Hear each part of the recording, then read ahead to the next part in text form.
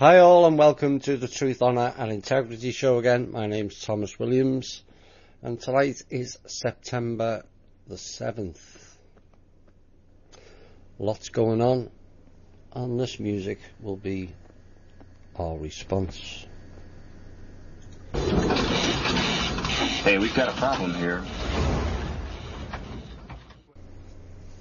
To the cabal, to the Illuminati, to the bloodline families, to the people in the military with their badges of dishonour. If you think you can continue to control this planet and control the people, here's our message.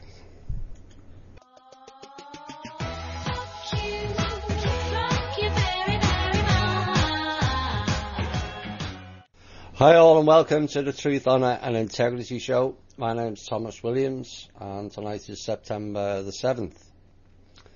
I hope you all sang along to the last song and told them what they think, we think of them. Because there's a lot of fun and games going on. It doesn't need me to tell you that. Maybe I can fill in some pieces behind the scenes, which I will do. And there will be some intel tonight. So we'll have the usual full show and hopefully some humour along the way to lighten things up. And we're also riding the storm out. It's expected to hit this region in the next 48 hours. Only it's going to get ugly, there's no question of that, but we'll ride it out. And we'll turn around and tell them F you. I'll have more details on that later on. Right, let's get into the usual stuff. And the email for the show, truth.honour.and.integrity@gmail.com. So if you want to pass some comments, if you want to ask some questions for the show, or if you want to join the MeWe, send an email there. If you want to come on the an evening with Thomas show, send an email to there also with some topics you want to discuss, maybe 8 or 10 topics depending on how you want to go, and 4 songs of your own choice, and send it to the truth.honour.and.integrity@gmail.com. and the link for the show is www.spreaker.com/user/8955881. Now we have an articles website which is expanding by the week, and it's called thinkdifferent.thepeoplesclub.org, and the bigger shows, as some people keep asking me about them, are all on that website also. We have a Facebook page, Truth, Honour and Integrity. For those of you who despise Facebook, we have a social media alternative without the spying and the privacy issues and all the other fun and games that Facebook has, and it's called MeWe.com. Where are we next? The People's Club donation. Once the clowns are gone, that will be funded. But we need to keep the donations up to cover the corporate costs, as it were. As yet, none of the people involved in it have been paid a single cent. All the funds have gone for this show, and also the running of to keep the corporation going. So that's at thepeoplesclub.org. Where do we start? Let's go into some news. There's some fairly extensive chunks of intel. That'll be in the second hour. Not as much in the way of op-eds tonight. There's op-eds contained within the intel, so we're also going to be covering a piece written by Kevin Annett. I'm hoping to get this through this in this hour, so we can concentrate on the intel and some of the other fun games that is going on. Right, let's get into the news. And first things first is Lyle Jeffs, a leader of the polygamous Mormon sect.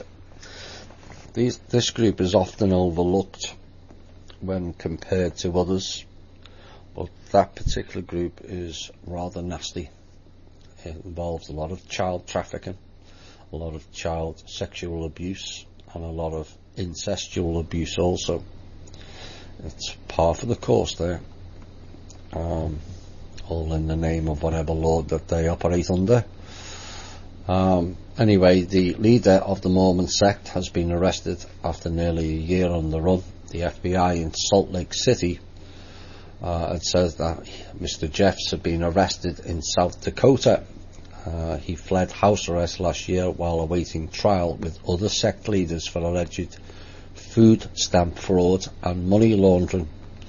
It's funny how they pull them in on that and ignore all the other atrocities that particular church gets up to. Anyway, the Fundamentalist Church of Jesus Christ of Latter-day Saints, according to the Mormon Church, is a breakaway sect. Actually, it's not. It's all part of the same group. They're lying again. Mr. Jeffs is the brother of Warren Jeffs, a former Church of Latter-day Saints leader who in 2011 received a life sentence for sexually assaulting 2 underage followers he took as brides. Yes, that's how they operate. The Mormon Church, officially called the Church of Jesus Christ of Latter-day Saints, was founded in America by Joseph Smith in 1830 and now has 14 million members. A couple of pointers. The Mormons believe their church is a restoration of the church as conceived by Jesus, and that the other Christian churches have gone astray. Our church is better than your church, really. Allegedly, the Fundamentalist Church of the Latter-day Saints split from the mainstream Mormonism after it banned polygamy in 1890 amid increasingly punitive laws. Its members see polygamy as necessary for reaping maximum reward in the afterlife. Really sounds like the Muslims, get loads of virgins, all that lot. Of course, Utah was not allowed to be a member of one of the American states until it banned polygamy. It was blocked from joining for a few decades because of that particular ruling, and this is why there was this split. Nothing to do with anything else. It's just a shell corporation within the main corporation. Anyway, Mr. Trump has been kind of busy this week, and fair chunks of it rather good from what I see. And he signed an executive order requiring a review of environmental protections given to lands owned by the federal government. Oops. Hope you all grasp that. Think on it. The order aims to shrink the borders of national monuments created by previous presidents, which Mr. Trump called an egregious abuse of federal power. Unlike national parks, which require an act of Congress, national monuments can be created by a presidential directive. Right. People messaging me while the show's going on. Oh well.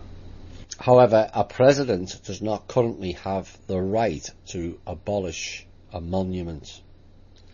That may be a separate issue. Think about that as well. The White House intends to shrink the borders of existing national monuments that have drawn controversy from Republican lawmakers and the mining industry. Environmentalists fear this order will unleash a wave of new gas and oil extraction, which was a Trump campaign promise. it directs the Department of Interior to examine all lands designated as national monuments since 1996. So that can be looked at in two ways. Time will tell. Removing the federal power, or for the benefit of oil. Time will tell.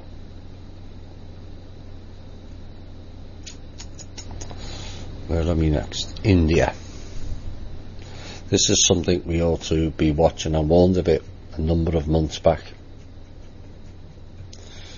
We ought to watch it here closely, because they'll use other countries as guinea pigs to then roll it out in the bigger countries if there's not much blowback to it. Now, the Prime Minister of India, Narendra Modi, and his audacious attempt to crack down, allegedly, on the scourge of black money had failed. The surprise cancellation of 86% of the country's currency has caused huge disruption. At one point it seemed the entire 1.2 billion population of the world's 7th biggest economy had joined a giant bank queue. Sound familiar? It should do. But this was much more than an issue of inconvenience, as this time everyone was affected. Virtually all transactions in India are conducted in cash, not credit. And with the cancellation of 86% of the currency, all businesses have stalled and all lives are disrupted. There's lots of people now who barely have the money to buy food. And one particular spokesman said, "We never expected that we would be reduced to becoming destitute in this manner. We never expected our children to go hungry. They told us to deposit our old money." Yeah, right. So I had given the bank everything I had, and now they're not giving me anything back. This is what they were planning with their Amero and all the other bullshit, rainbow notes and treasury notes. Give us all your old money, we're going to give you new money. Except they're slow in giving it out because the new money is not valid. So they've just collected the money off the entire population of India and given them nothing back. Now, it's horrific, but don't for 1 minute don't think they can pull it. They can not attempt to pull it off here or in a major European country. It's largely worked there. That's something we all have to be aware of. I keep warning of this. Cash, silver and gold, you can have your own security.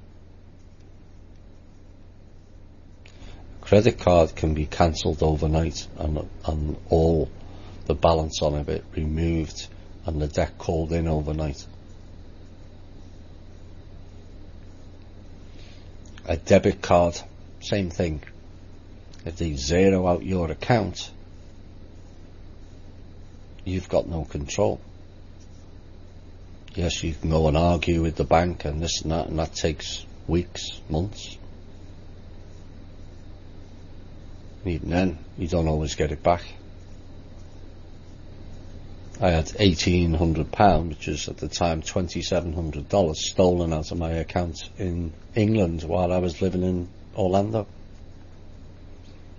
They said I took it. I said, I used the ATM from 4,300 miles away. Really? I said, funny enough, I haven't even got the debit card. I didn't get it back. And this is something we have to be aware of.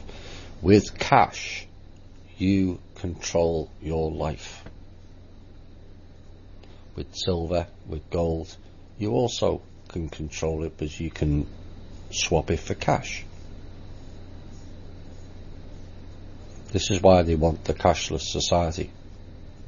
Now, don't get me wrong, a cashless society would work rather well, but not with them in control. Each and every one of you that listens to this show is classed as a terrorist, because you're campaigning against the government or against the system. So they'll just press delete, and there goes your whole account. So we're a long way from a cash gaining trust out of the new people that take over from the cabal. Way down the line before we even consider giving up cash. Makes the control in your hands. So if you've got bundles stuck in banks, you may need to take bundles out, hide it safe. That way you're in control.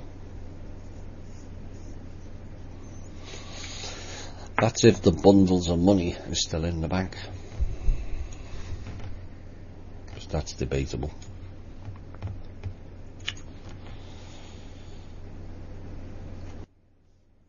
The UN, Russian President Vladimir Putin will not attend this month's United Nations General Assembly in New York. We quoted a spokesman saying last Saturday the US President Donald Trump, a frequent critic of the UN, will seek to gather global support for reforming the world body when he hosts the event in the UN headquarters in New York on September the 18th. That's if Hurricane Irma's cleared out by then.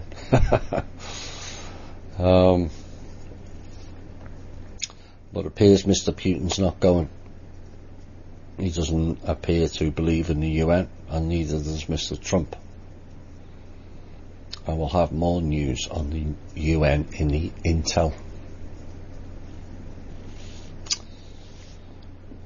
The White House musical chairs continues again. It seems someone's going every week now. President Trump's longtime aide and head of Oval Office operations, Keith Schiller, is leaving the White House and Washington, confirmed by CBS News, according to two sources familiar with the situation.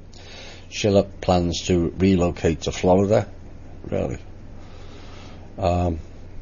Financial considerations and some friction with the Chief of Staff John Kelly are at the heart of the decision. The precise timing of Schiller's departure, Schiller's List, all very German, isn't it? Müller, Hess, on it goes.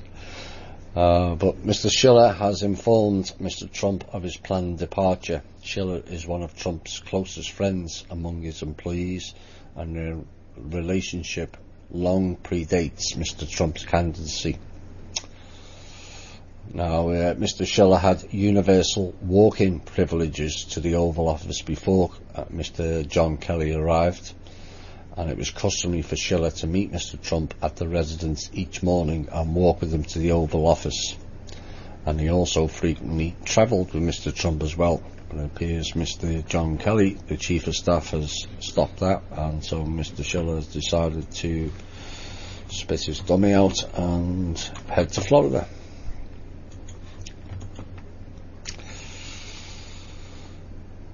Where are we? I'll leave that one till last. Let's talk about Mein Führer, Angela Merkel. Even the Germans don't like her now. She was met with loud boos and calls to get out of Germany during her current election campaign. Stops in eastern German towns of Torgau and Finsterwald. I hope I said that right. And this comes just a day after she was hit with a tomato at a rally. I hope it's full in the kipper. For the Americans, that's in the face, by the way. Kipper is a British term, I keep forgetting that. Merkel, who is touring Germany as part of her and her centre-right Christian Democratic Union Party re-election bid, that's a mouthful in itself, is having a rough start in eastern Germany, where the Chancellor actually grew up herself. And her rally in the town of Torgau in Lower Saxony on Wednesday was visited by demonstrators from the Alternative for Germany group and the National Democratic Party, who attempted to derail her 30-minute speech focused on tax policy, fight against terrorism and education. Yeah, right. The demonstrators chanted "Nation's traitor, get out," and calling to vote her out altogether. Meanwhile, in other Nazi news, Berlin will not automatically side with the US should it face an armed conflict with North Korea, Angela Merkel has said, and she believes the North Korean crisis cannot be resolved through military means. Yes, indeed. Even a broken clock's right twice a day.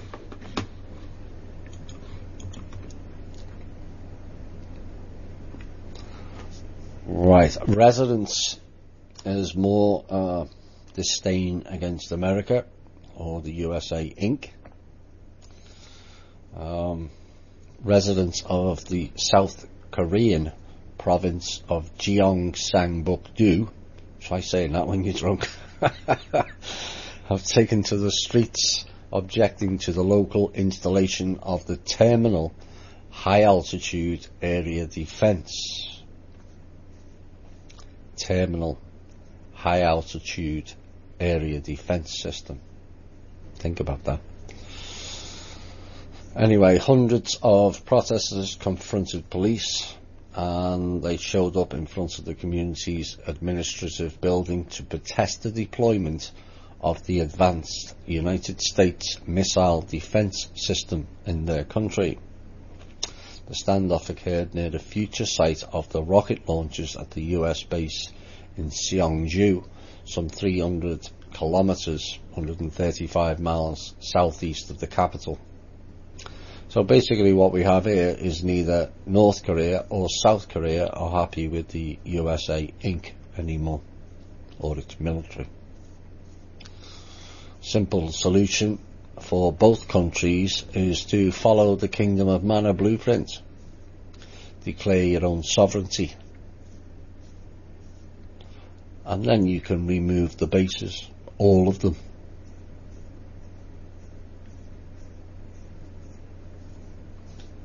No more interference then. No more having weapons plonked on your soil that puts you in the threat at the behest of psychopaths operating in this country. And if you do all that, you'll also have the added bonus of saving the American taxpayers some money as well. So it's win-win all round.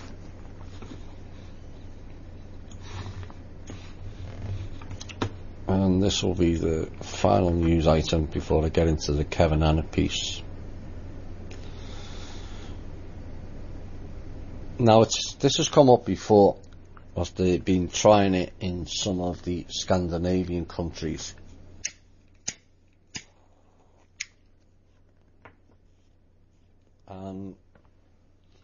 This is from the Roosevelt Institute. Oh yeah, another controller. And they're considering giving every adult in the United States a $1,000 cash handout per month, citing it would grow the economy by $2.5 trillion by 2025. And this is the universal basic income. and this report was released last month by the left-leaning, whatever that means. Have they had a stroke or something? Left-leaning, right-leaning. Dear me. Roosevelt Institute and the research director Marshall Steinbaum, the Nazi, Michaelis Nikiforos at Bard College Levy Institute, and Gennaro Zaziza at the University of Cassino and Southern Lazio in Italy co-authored the study. Seems we don't have any Americans to study. Oh well. The study, it was said, made economic forecasts for three proposals: a full universal basic income in which every adult gets $1,000 a month, or $12,000 a year; a partial basic income which every adult gets $500 a month, or $6,000 a year; and a child allowance in which parents get $250 a month, or $3,000 a year. The larger universal basic income, the greater the benefit to the economy, according to the report. So a 1,000 cash handout to all adults will grow the economy by 12.56% after 8 years. Current Congressional Budget Office estimates that the GDP at 19.8 trillion. The cash handout would therefore increase the GDP by 2.48 trillion. Smacks of increasing the debt ceiling to me. You put two and two together, it may sound good, but at what cost? Yes, we'd all like the $1,000 a month. One could fiercely argue we're owed way more than that per month, given what they've stolen. But this, when you consider where it comes from, Levy Institute, like Zionists, and Roosevelt and Marshall Steinbaum, smacks of Nazi to me. Well, it's not all German sounding names are Nazi, but the ones in power are. And the $250 allowance would grow the GDP by 0.79%, and the 500 would grow by 6.5%. And these estimates are based on a universal basic income paid for by increasing the federal deficit. See where it's going now? As part of the study, the researchers also calculated the effect to the economy of paying for the cash handouts by increasing taxes. So they give it you in one hand and take it in the other. So, in that case, there will be no net benefit to the economy. Even the report states that. But we're going to have to be careful of these people coming up with all kinds of fancy schemes, offering the public money. And to be quite honest, 99.9% of America would go, great, just let's have it. But it's short-termism. The long-term damage would be felt. What will they do?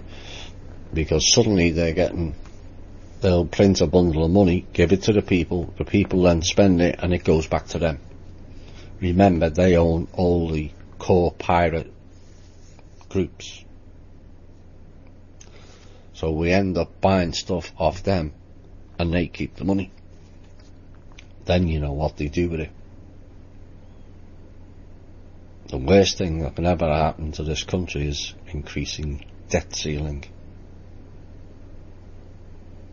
Because if the worst comes to the worst, we'll never get out of it. We have to be careful of short-term gain and inducements, no matter how desperate we all are. There's many of us who are in poor financial situation, and yes, that would be a godsend, but it would also end everything. They've had hundreds of years with the collateral accounts, free reign over it, which was supposed to be for humanitarian. Have they given us anything out of it? No. Do you think they'll give us anything out of it if they got a control of it again? No. So this is another way to buy the public. And because so many are in desperate financial straits, which is deliberate, because it's done by them, remember. It's them that owes the debt, not us. Well, the country's 19.6 trillion in debt, and we have to pay it back. No, not we. They can't have it, but they think they can have it both ways, always. They put the people up as collateral in 1933. That means they own the people. That means they have to pay for them. So all your utilities and your mortgage and your food is already paid for. So how do we owe debt?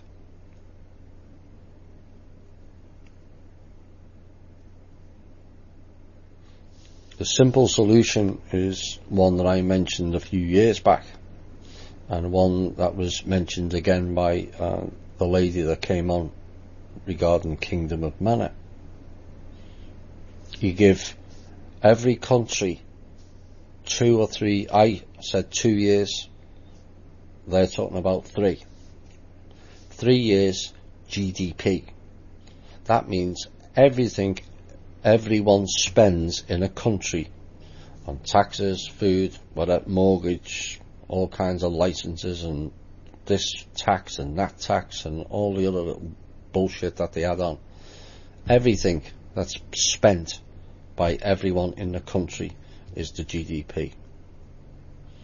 So if you give, for argument's sake, America or Britain 3 years GDP out of the collateral accounts or the trust account, those countries don't have to collect a single cent in tax for 3 years because they already have it. So the people would notice a benefit without going stupid with large amounts of funds being handed over. It would just lead to consumerism frenzy. And people can argue that wouldn't take place. You know deep down that's exactly what would take place, and that's how they will get all the money back very, very quickly. They were talking about this 3 years ago, giving everyone $50,000 or $30,000. Forget the idiots at OPPT and all that crap, 5 billion in gold. They were talking about $25,000 or $50,000, but they controlled the accounts. Within 6 months they would have all the money back and all the accounts to boot.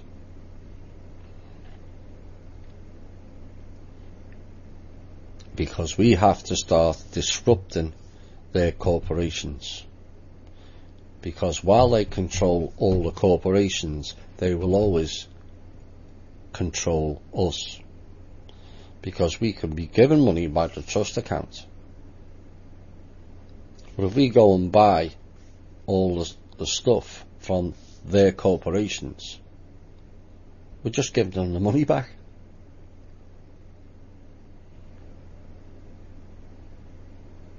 So whilst it would be nice to have $1,000, himself included, extra per month, we have to stop and think, yes, that's nice, But what about the long term? For too often now we've gone short term on everything.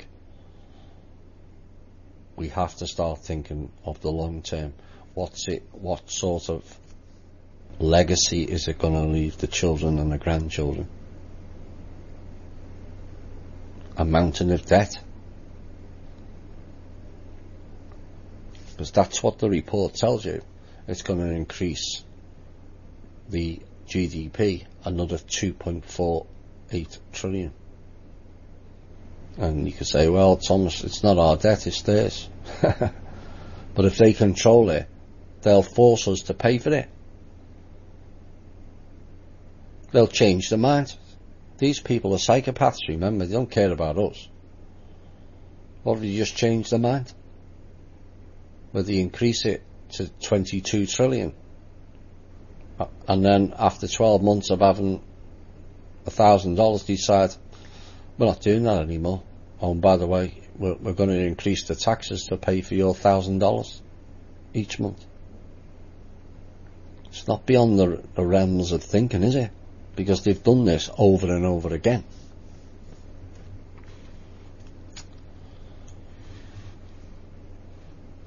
I want people to think deeper on when things come out, particularly anything that's providing any sort of financial change, be it cashless, be it universal basic income. We have to read the small font, all of it, before agreeing to any of that. So this is a short account. I've been trying to read this for the last 3 weeks. Kevin Annett, who's been taking on the church and the state and the royals also in Britain, and this is about an event in England in 2011 and how easily things can be turned against you when you challenge the system. But the opening says, I wear as a badge of honour my deportation from a country of liars and cutthroats. And that was Big Bill Haywood, Labour organiser and revolutionary in 1920. Now, Kevin had an ancestor from Britain who was also an activist called Peter Annett. And it starts off, old Peter Annett would have been proud of me, I suppose, for like my free-thinking ancestor, I was also tossed into a British prison for thinking certain thoughts. This happened to Kevin in May of 2011, just a few days before he was to speak at a state-sponsored child trafficking at the annual event against child abuse rally in London's Trafalgar Square. My closest loved ones, he says, like to joke that I must be Peter's reincarnation, considering our parallel lives, and how he was jailed and pilloried in London at the age of 70 in the year 1763 for writing seditious blasphemy against the Church of England. In other words, he spoke the truth. That's what seditious blasphemy means. How little changes over time. For just like 2.5 centuries ago, a blood-stained fiction called The Crown of England and their wealthy private contractors still catch the innocent in their claws. The rule of law be damned. And here is what happened to me as I recorded the day after my imprisonment. The room is small. This is the prison now. Unventilated and foul-smelling and crammed with 10 of us. I am the only white person in there. A Malaysian mother with her 4-year-old daughter sits in one corner, sobbing uncontrollably. Incarcerated for half a day, she is one of the luckier ones. A young Turkish man called Farid had languished in there for over 3 days and isolated from his 4 children. Farid has lived in England for 11 years, doing sweat jobs for shit wages and loyally paying his taxes, but tomorrow he'll be deported over a technicality in his work visa. There is no appeal allowed, and his children will not be allowed to accompany him. You know why? Because they are owned by the state. He registered them in England. So he has to leave and his children has to stay because they belong to the state. This is the immigration prison in Stansted Airport outside of London. The time is the early hours of May the 30th, 2011, and the net fell on me suddenly the night before as I made my way through the border control desk after disembarking from the Netherlands. After asking me why I was coming to England, a banal twit in a uniform scanned my passport through his computer and quickly looked shocked as he peered through the thick lenses at the screen. He scuttled off to speak to his supervisor, who I watched through the glass window of his office as he looked at his own computer, nodded his head and said something to his crony. Triumphantly, I guess that as an employee of the private company Reliance Limited that runs British immigration services now, he gets extra points for jailing and deporting someone. The twit returned and informed me with a whine of condescension that my giving public lectures was unusual for a tourist, and that I was suspect, he didn't say of what, and would therefore be barred from entering England. Kevin said, "What exactly am I expected to be doing?" I asked him. "But first, you are to come this way," he motioned, ignoring my question like I hadn't said anything. We walked into a tiny holding cell, and the twit left me alone in there for half an hour, I guess to make me sweat, but when he returned I was calmly whistling an Irish melody that seemed to annoy him no end. "I bet you find your job difficult, putting people through all this," I ventured to the twit as he fiddled with his papers. Attempting a smile, he answered, No, I enjoy it actually. One meets very fascinating people in this line of work. If only you knew, I thought. The twit refused to give me his name when asked, nor could I know the name of his supervisor or even use the telephone. He also wasn't wearing a badge number, though later he made a gaffe when he donned another coat and I saw his coat number 676676. "You'll be in here tonight until we can send you back from whence you came," said the pallid twit, smiling at his pretended eloquence and gesturing to a white door. He knocked and a stern young guy answered and glared at me like I was yesterday's trash. Then I was locked in with a whole crowd of dark-skinned people. Despair stared back at me from the sad eyes of my fellow prisoners who lay or sat around the room. They were all deflated, tired and beaten. A TV was blaring mindless crap at them, so I walked over and switched it off. The young Turkish guy, whose name was Farid, looked surprised at my action, but then he smiled at me weakly and nodded. After my obligatory finger printing and photographing, I asked the Reliance Company goon if I could have a copy of the picture since I looked pretty good, but he said no. I was locked back into the sparse room with my fellow detainees. I was told not to speak to any of them since that was against the rules. I just smiled at the goon and I ignored him. Most of the detainees didn't want to talk. It was nearly midnight by then, and like prisoners do, they had adapted to their incarceration and were mired in themselves. But Farid was too filled with grief about being robbed of his children to settle into apathy. "I will never see them again," he says. "They will be put with other families, and then anything can happen to them. My youngest son is only a baby. Kevin remembered reading the day before how 586 children placed in the foster care system in England had somehow disappeared over the past year. Just vanished. Local child welfare officials had no explanation either, apparently. Help us there, didn't I? All pedos.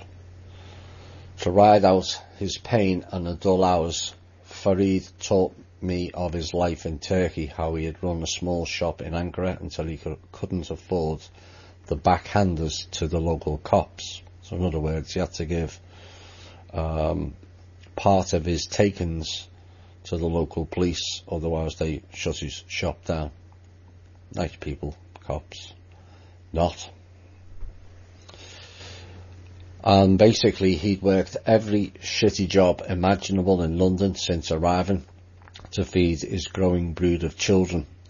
His eyes bore 1,000 scars, but they glowed when he spoke of his kids. Farid seemed on the verge of tears at that point, so I tried telling him some jokes, but they fell flat. So he politely shifted the topic by teaching me some Turkish words, starting with I love you. The phrase sounded like Seli Sev Yorum. He commented how the phrase might come in handy if I ever came to his country, but not if I said it to another man, of course. That's not what I hear, I replied, and he laughed uproariously. We held back the demons like that during those slow and weary hours as the other tried to sleep and didn't. The Malaysian woman sang to her daughter while the Reliance thugs stared at us through a thick pane of glass. But it felt to me like I was free, staring in at them and their little box. It all ended for me the next morning when I was taken to a plane that would fly me back to Eindhoven in the Netherlands. I said goodbye to Farid and wished him luck, and gave him a strong bear hug. The man stepped back and took my hand gently. He said, Allah, pressing his other hand against his chest and then pointing to my heart. I recalled then the last words in George Orwell's book Homage to Catalonia, in which he describes briefly meeting an Italian militiaman who, like Orwell, was fighting to defeat Franco and his fascist son during the Spanish Civil War. Orwell and the Italian couldn't speak one another's language, but they embraced and shook hands before departing in different directions for the war-ravaged front lines. Orwell never saw the Italian man again. In memory to this unknown stranger briefly taking his hand in comradeship, who had probably died, Orwell wrote a poem to him that concluded, "But the look I saw in your eyes, no power can disinherit. No bomb that ever burst shatters the crystal spirit." The night after my deportation, I stood in a crowd of singing and laughing revellers in a pub, tasting my freedom like a soothing ale, but wondering where Farid might be and grieving for him and his children in that part of me that never rests. I never felt imprisoned in jail, nor did Farid's own agony stop him from taking my hand in his and blessing me. Down the years, I've learned from so many Farids that the more they repress us, the sharper and stronger some of us get, like the sharp point of a spear. The criminals in power are afraid of us now and are striking out in fear, knowing that their time is over, be they ever so high. So be of good cheer and let this knowledge propel your body and your life to accompany your words, but never forget Farid and his children and that thing that is trying to imprison all of us in these final days of decision and revelation. Kevin Annett. You know, this is some of the criminality. There's that much. You know, you'd need multiples of shows to cover the full gamut of criminality that's going on here. The children is probably the worst one, because they're the future. They always are. Children's children are being failed for the last 150 years. In this country, anyway. In many other countries, they're being failed from day one. The minute the Europeans goose-stepped around the world and destroyed the culture. And this is why, despite all the fun and games that they throw at us, we must never give up. And so, on this week of heavy storms, we'll be riding the storm out. And like Lily Allen says, F you. We'll be back after the break.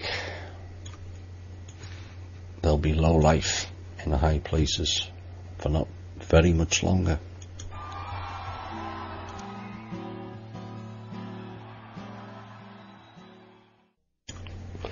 Hi all and welcome back to the second hour. Right, here's the juicy bits. Some of it's not too pleasant, I might add, but it is what it is. We'll see how it goes. So, we've got lots of fun and games with the storms. I will be staying where I am with a giant middle finger. Now, this storm is different in every way, and it's causing a bit of a concern for the people in the path. It's also causing concern outside, and we will find out who did it. But something from outside of here is messing with that storm.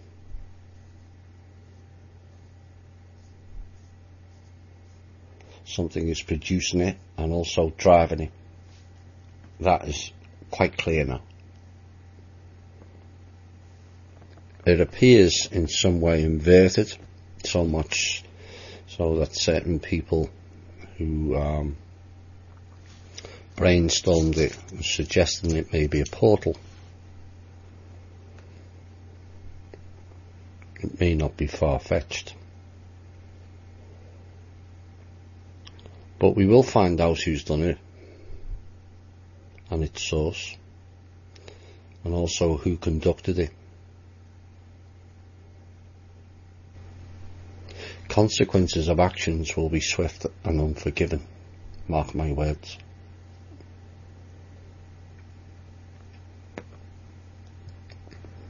Now, the damage that's done already. The island of Barbuda is 90% gone.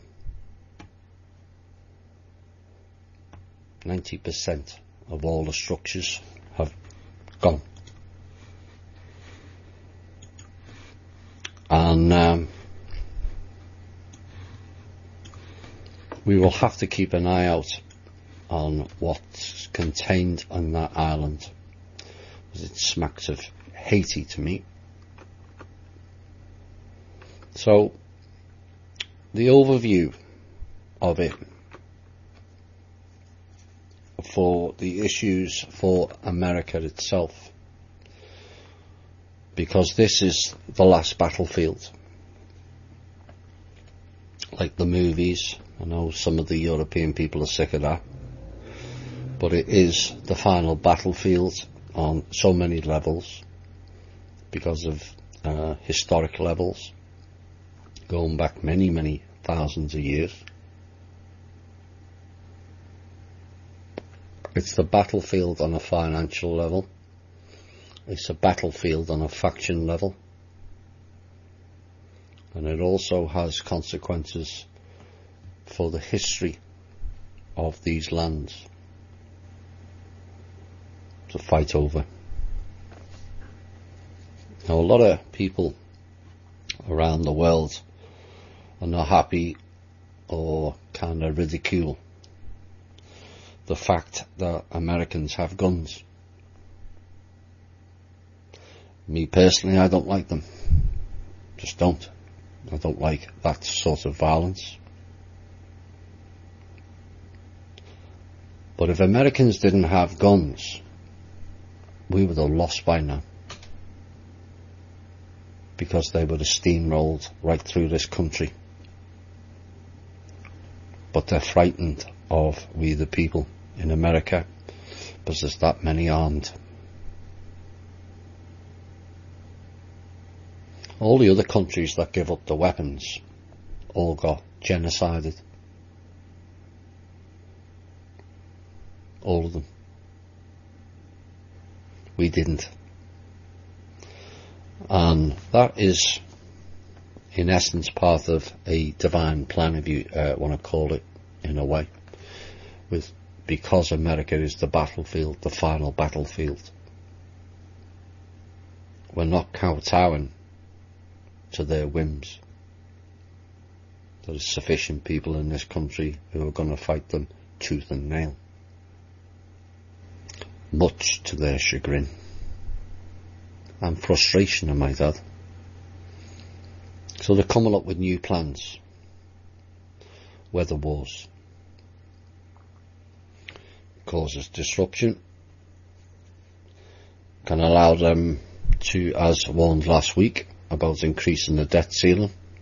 That's not for the people. Oh no. That's not for the people in Texas. But you can forget that. How many homes have been built after Katrina? Very few. How many homes were built in Haiti, which happened 6 years ago? 1 home per year. 6. So they're not rebuilding it. So they need money for something else, don't they? And this is because they've got none. The country's operating on credit, based on clown Chinese elders delivering a bogus RV that will never happen. But you try telling the idiots that. 25 years trying to get the RV. That's over 500 Drake times. Sorry, Drake. 5,000 myself. It's not happening. So the country has now spent the American people's pension, emptied the American government bank money. You've got clowns called Heather Giraffe, Neil Wolfe, et al. Of OPPT trying to raid the American government treasury account of the Department of US Treasury and all that rubbish. We've covered that in recent shows, that there's 7 US treasuries, different names. They're just shell corporations. But the real one, which the cabal and the Federal Reserve tried to get rid of in 1924 and did. But it's open again. Like the American government, it's open again when it's safe for the people to step into it. So that treasury money has got nothing to do with birth certificates, accounts, none whatsoever. And those clowns, Giraffe et al., know that. They're paid agents.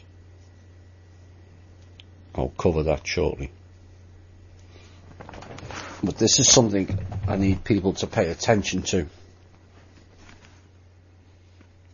So we have all the emergency teams now in operation down the whole of the west coast, particularly the northwest, because of fires that appears to be deliberately set. all the emergency teams up there are stretched.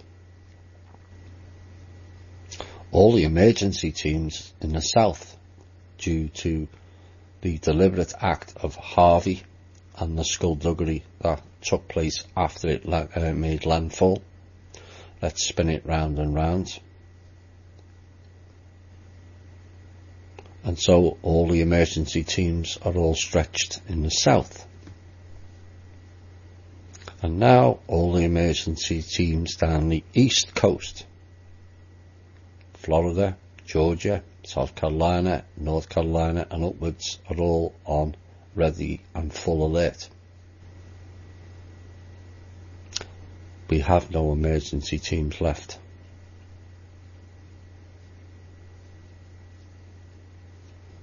So do you get the feeling now that they're trying to do something here? You bet. When you add in that there is UN troops on our soil in at least 8 states currently, then you start to see the bigger picture.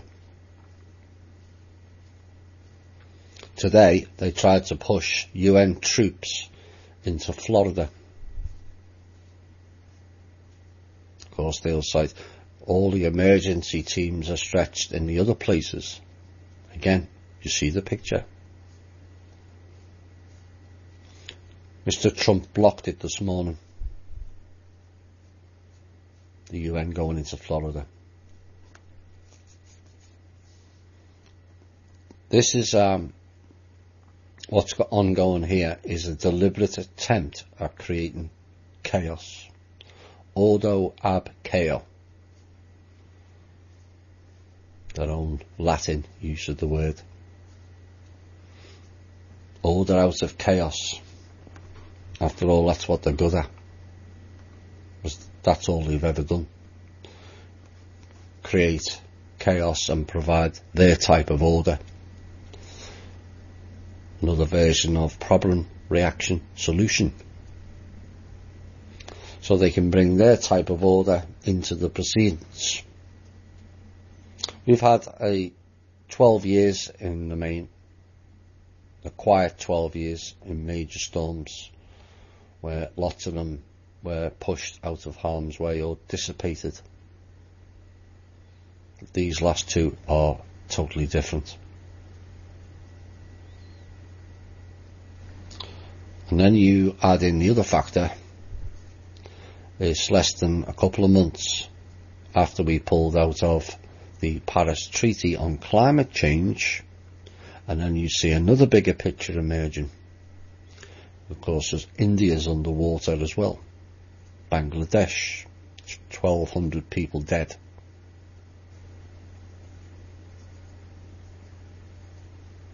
So the whole planet is turning into a weather shitstorm.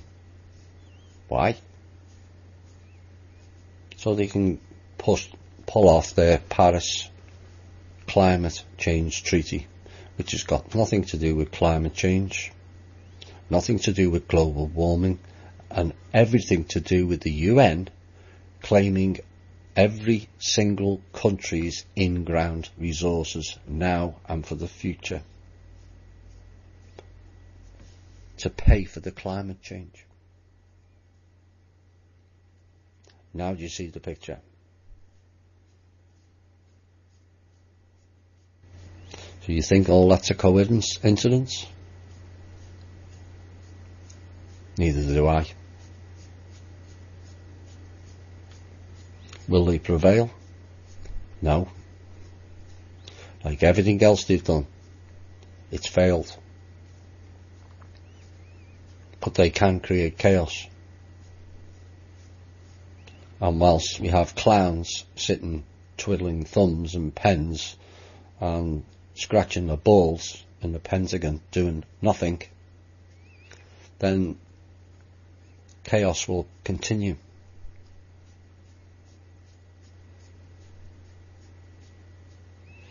And the reality is the UN is trying to force a coup in this country. All the emergency teams are now stretched. So we have to bring in outside groups Is it a coincidence today that 5,000 military were removed from Florida out of harm's way? These people are soldiers. They're used to being in harm's way. So why are they being airlifted out and the people being left? Or is that part of the overall plan? We'll soon find out. The Rothschilds group is basically at the end, and they're throwing all kinds to stay in control. And what they, them and others, the Soros group, not necessarily Mr. Soros, because as far as I'm concerned he died last November, and nothing is going to change my mind on that. But the representatives of the Soros group, he's just the front puppet. Mr. Former Melted Candle Face. So they're trying to goad we the people into a civil war. And when that happens, they can go and print money. Clever, isn't it? They can then print money to cover it, the civil war, and roll out the rogue military. My advice is to stay calm. Do not give to named charities. They are stealing all that as well. All of them. I don't care whether you think Salvation Army is better, or Goodwill, or Humanity, or this and Humanity that. They're all part of the cabal. All the money goes into cabal banks that are now bankrupt, and it keeps them running. None of it goes to the people. And as for that demonic bunch of shits called the Red Cross, they should be run out of town. There's a story in Texas. The Red Cross had put up some sort of shelter and ran it like a concentration camp. No hot food, no water. People were getting one meal a day. And so a rather caring person decided that he would get in his plane and fly 40 burger meals, hot meals, and cold drinks for the people in the camp. The Red Cross took it off them and put them all in the cooler. Says only they are allowed to give it out. This is what we're dealing with, and it's time people got real to it. Cut off all funds to charities. I don't care whether it's Red Cross, the Heart Foundation, the St. Jude's, they're all in on it. The cancer societies are one of the worst, all of them. Because all of them know we've had a cancer cure since 1927. And they just pluck the strings and pluck your wallet. These people are pirates. So recently there was a meeting at Jackson Hole, which they go in another hole and never come out, my opinion. And a number of issues were raised as the financial panic reaches a climax. They have nowhere to go. So what they were doing in the Jackson Hole meeting was trying to intimidate foreign dignitaries into making decisions in their favour. Cabal tactics again, threatening people. But you know what? That failed also. It's actually backfired on them. Because now we've got a few more to add to the ever-expanding group not following their orders anymore.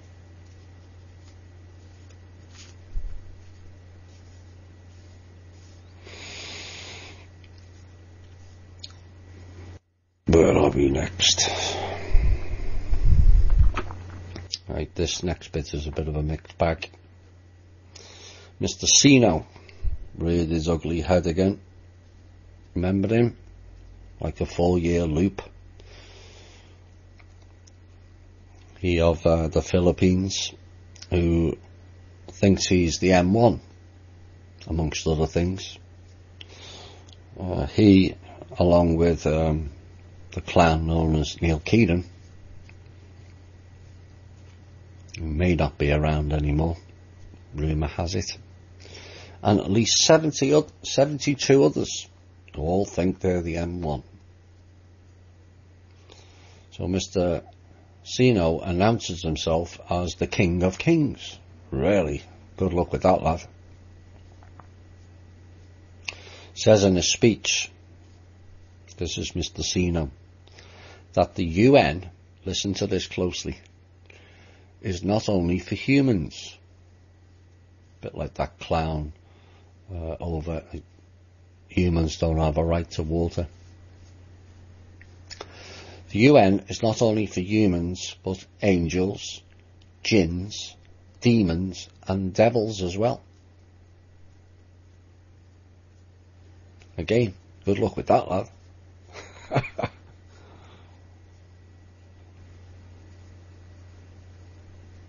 Nice little collection there.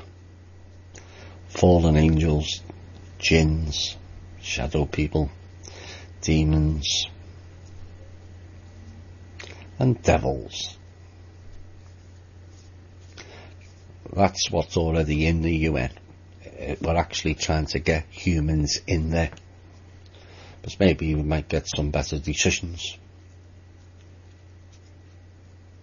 So Mr. Sino is connected to Swiss Indo, along with the smiling assassin known as Cindy K. Courier. Yes, the 4-year loop returns again. He's also likely attached with Miss Karen Hughes. Remember her? I'd rather not, personally. Well, as Sino is connected through the World Bank, same as Miss Hughes, who was denying was still working for the World Bank when we had emails on World Bank paper not so long ago. So she's a fat liar. She's fat something else, but she's a fat liar as well. Anyway, these people, all of them, are international fraudsters. Courier, Hughes, Sino. And they own nothing. They have nothing and can produce nothing. Which is a bit like the Chinese elders, really. You may also see the term God, Sky, Earth Kingdom. Again, these are the same people and the same bullshitters. Swiss Indo, for those who don't know, are traffickers on and off world, including children. Nice people. Not.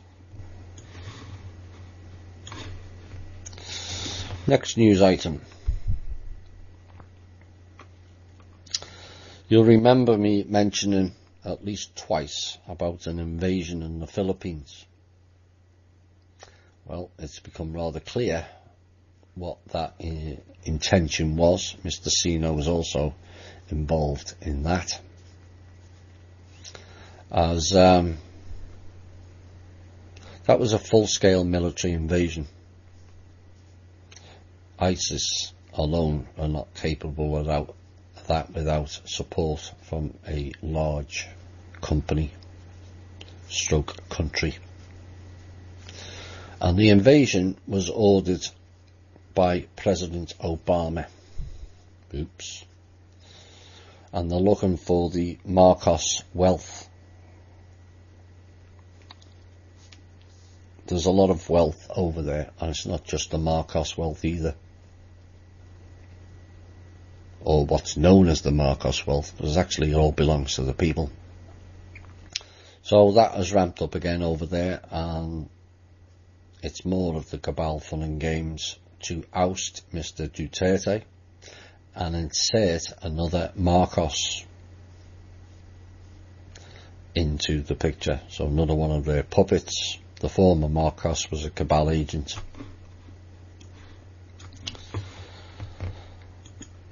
Now, we heard about North Korea this week, about 2 earthquakes, except they weren't. Someone fired 2 weapons at North Korea this week, because real earthquakes do not happen at the depth of 0 and 1 kilometre. That's something that's landed. And yet the media stays completely silent. Earthquakes happen below, way below. So the 2 that were recorded were at 0, in other words on ground, and 1 kilometre. So it was not the HAARP machine, which is 10 kilometres for those that don't know.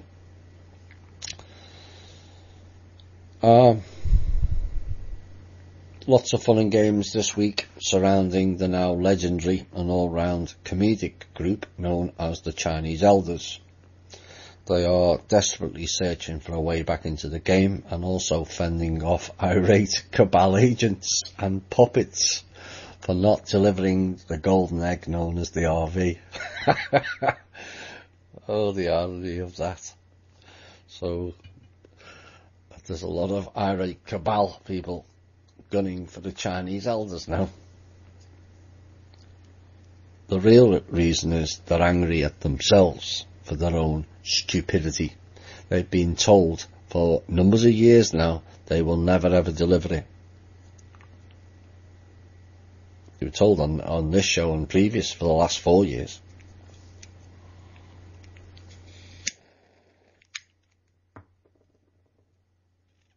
Now, we mentioned earlier about Heather Giraffe. Of course, now she's out of jail, if she ever went there. That's debatable. What people don't know, or very few will, is Heather Chushi Giraffe worked as the IMF lead bank inspector. Oops. She also worked with Jacob Rothschild. Again, oops. So, if anyone's got any doubts, there's your clarification of how deep his or her ties go to the central banks.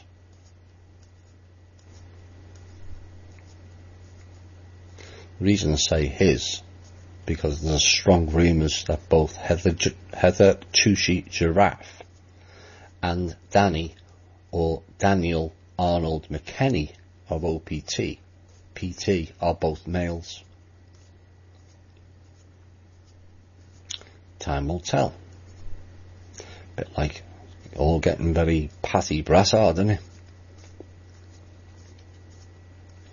Anyway, Giraffe, whether she's male or female, has now declared herself as the Queen of Africa. So we have the King of Kings, Mr. Sino, and Miss Giraffe, now Queen of Africa. Really? Wonder what the African people think of that. Yeah.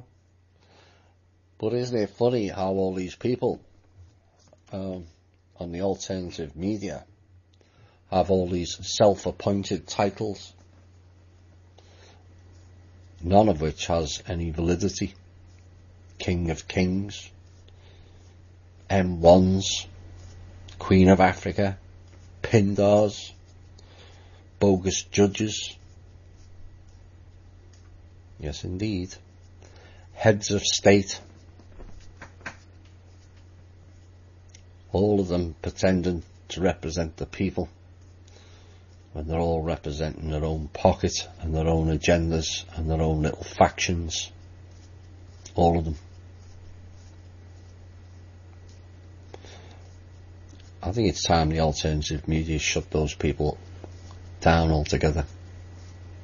We don't need them. We don't need their distraction, lies, distortion, drama. Because they all cause drama. You notice that? Each and every one of them causes drama. Why? Because it distracts you away from what's really going on. That's how trolls work. They'll see a valid post where people are getting the meaning of it, and they'll throw a spanner in the works by getting nasty with people out of the blue, and then the arguments ensue where it goes backwards and forwards and people forget what the title of the piece was about. But the couriers, the giraffes, the Kennys, Lisa Harrison, all create drama. Stay away from it. We don't need it. Couple of things to think of. You know, I like to get people pondering. There's been some talk recently, both in terms of technological achievement and also for Earth changes, about floating cities. And because of the programming or the steering of the narrative and the way they are depicted, people always think they're above the ground. What if they're not?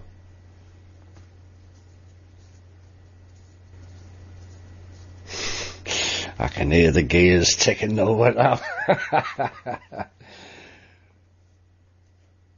What if those floating cities are underwater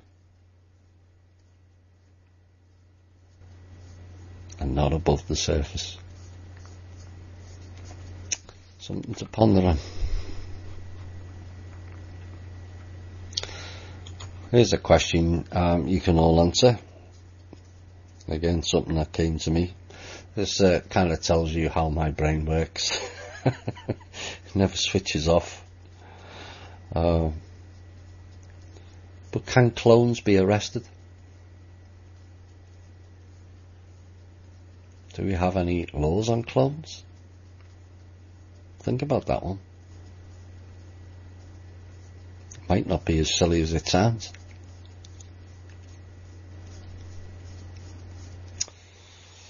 And the last piece is from Genesis.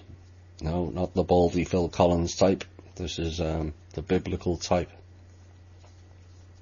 I did have the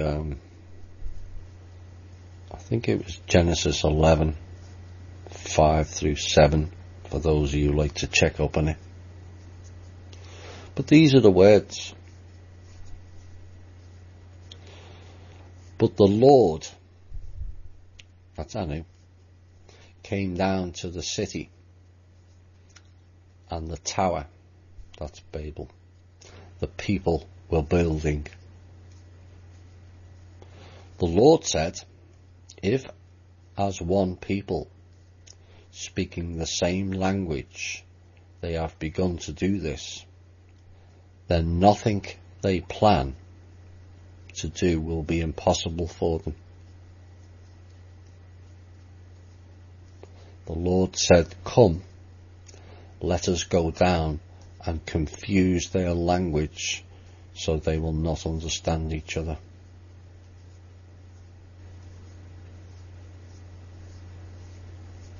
See, it's all there. So basically, Anu visited, so the people were getting on. They all spoke the same language. They were using their creative and creative skills and building, and this became a concern to the Lord Anu as a threat. So they decided to land on Earth and change the languages so that we will not understand each other. Now you know why I said the biggest destruction of man was the spoken word, along with the written word, the word magic and the spelling. It often confused me as a child watching the TV. You don't see those types of government, country-led meetings as much now. They're all behind closed doors and all secretive. We used to see whole forums and halls with the names of the people from the different countries, along with a plethora of translators. And it always freaked me out. What if the translator got it wrong? We could end up with World War III.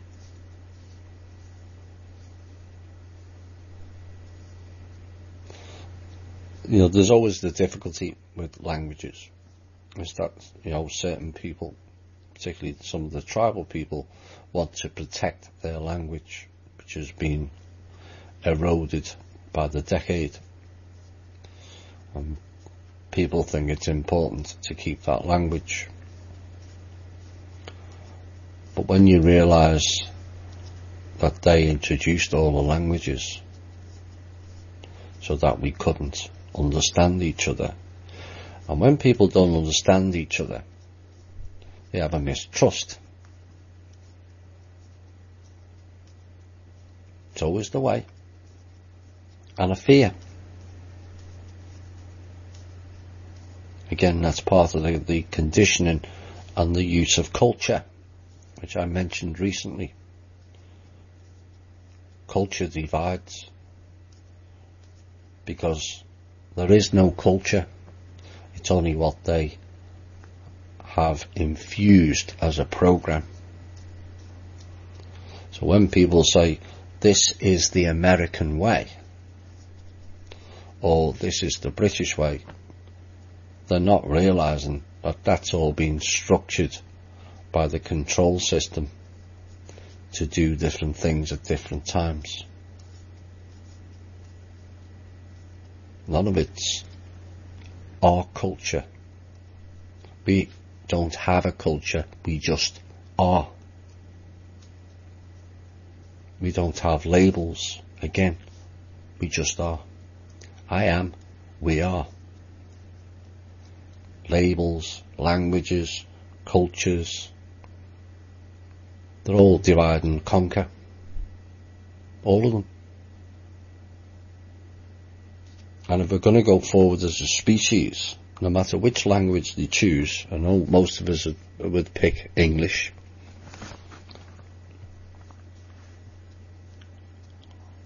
We need a common language, because it will erode the barriers between the people. No more hiding behind translators. Remember the almost laughable comedic videos straight after September the 11th, with some translator narrating Osama bin Laden. He could have been saying anything. We wouldn't know. There's the danger. That's how you then create a whole meme and a theme and a program to the populace, because it's based on what that has been said. But that, what has been said, is a complete distortion.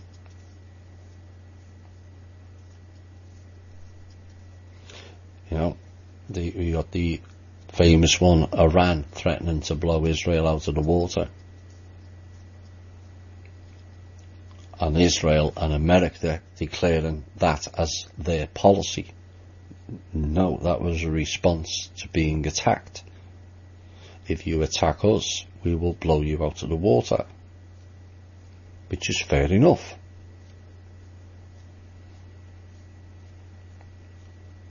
There's no reason to attack Iran. They've not invaded any countries, have they? Ever, as far as I can remember. I may be wrong on that, but certainly not the last few hundred years, if ever. But suddenly they're the axis of evil. Or maybe it's just because they haven't got a Rothschild's bank. A bit like North Korea. A bit like Venezuela. There's all chaos going on in Venezuela. A bit like Cuba. So we put embargoes on them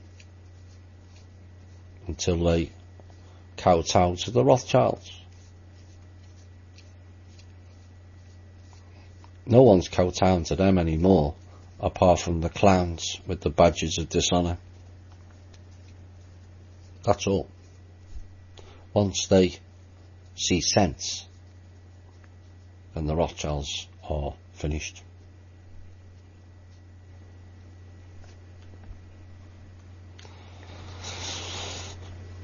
Right, that's the end of the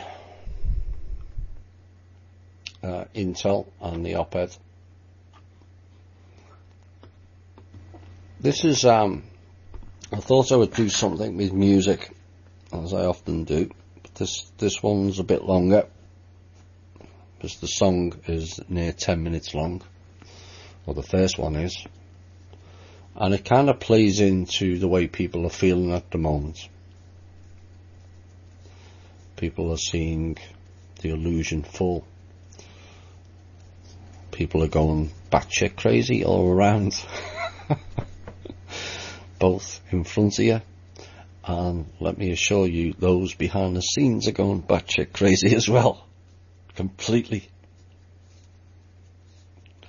So I'm going to play two songs, and I'm going to give some background into them. On the video, on the opening of the first song, it has an etymology of the word illusion.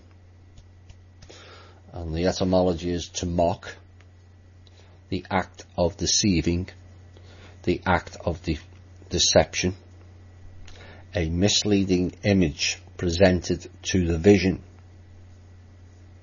perception of something objectively existing in a way as to cause misinterpretation to the actual nature. That's at the opening. Now the name of the song also has an etymology.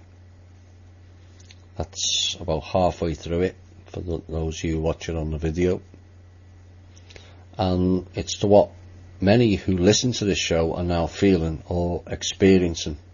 The etymology says to remove customary environment or associations.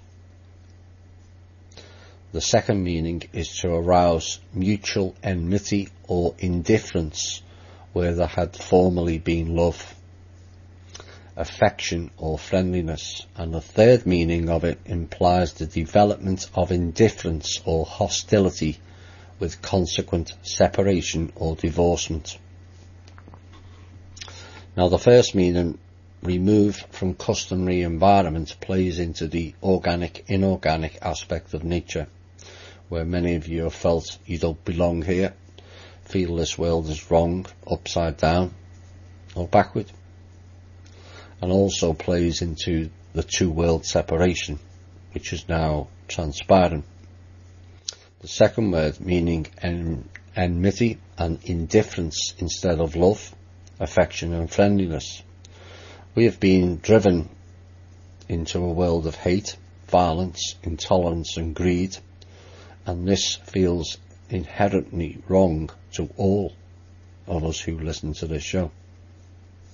And third, development of indifference or hostility of separation, and many fear the change or the change is coming, and this is where the term Stockholm Syndrome comes in, where people gain love of the abusers as a safety and comfort zone because we fear what is outside of it. In reality, we fear what is inside of us, not outside. Too many of us have tolerated abusive relationships or vampiric friends, losing our time and energy because we feel it's all we have, or worse, all we deserve. This plays into the damaging victimhood mode all of us have experienced and played a role in our lives. We are not good enough. Well, stuff that, because actually we are. Everything you ever wanted or wanted to be is on the other side of fear. Many will resonate with this song in a relationship way, but all will resonate with it on a soul level. This song is called Estranged, and the second song is the answer to it and all our problems. When you're talking to yourself and nobody's home. Hi all, and welcome back to the final hour this evening. A longer music break. Well, I felt it was the right time because people are feeling estranged. This is a strange world, full of what is relatively a small amount of psychopaths dictating our life, controlling our life, controlling our destiny in many ways. But they're not going to prevail. Those with common sense have seen through the illusion. Many of the cabal have stepped down. Many of the cabal are now helping us. This is a long game. It's been a long game. 16,500 years of tyrannous control. Maybe not for the first few decades. They brought all kinds of toys and inventions that ultimately was just seducements. It's like I mentioned in the first hour regarding this universal basic income. We can't just accept it and not see the pitfalls. Because if it comes from them, it will have pitfalls. If it comes from the trust and they've been removed, then that's a different ball game altogether. But this next piece is for the cabal only, and I know you're listening.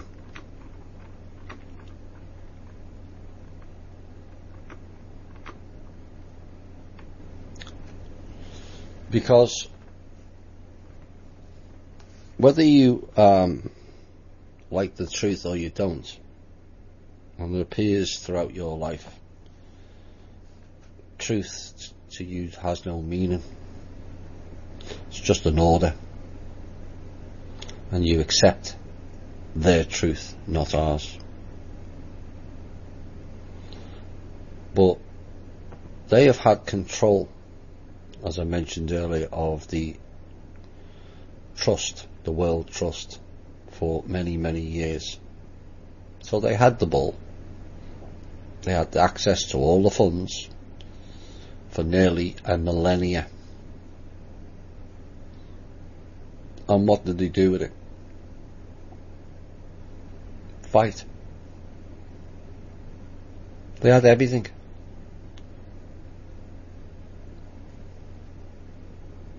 But it was ultimately, it was not them who wanted the fighting.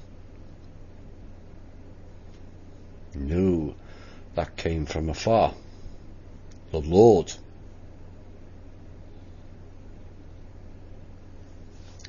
And they lost control of the accounts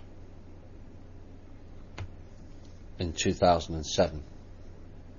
And this is why the world is in financial stranglehold at the moment, because none of it is going to be released until they see sense, or somebody gets angry and removes them. We as sovereigns are not allowed to attack, and you can call that a silly rule, but it's cosmic law. Have they acted in kind? Absolutely not. The dark don't know law. They think they are law, except they're not. They might have been for a long time, but they're not no more. But they're still doing this. Yes, I've said they can still create chaos, but ultimately they've lost. And I know some people may find that hard to believe, and I understand that. But for those who know the bigger picture, they've lost. We know they've lost, and they do. They're clinging on with any desperate measure to try and facilitate or leverage some sort of change. It won't work. They won't get their RV, which is a bailout for them, nothing to do with us, with bogus currencies, Zims, Dings, Dangs, Dongs, and all, whatever else you want to call it. All bullshit.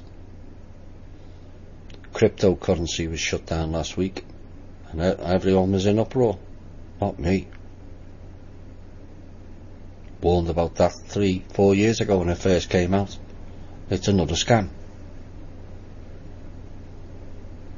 Again, it's not for the people's benefit, it's for theirs.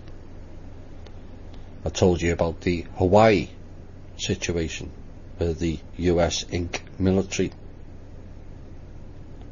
made the Hawaiians give up all the US Federal Reserve dollars.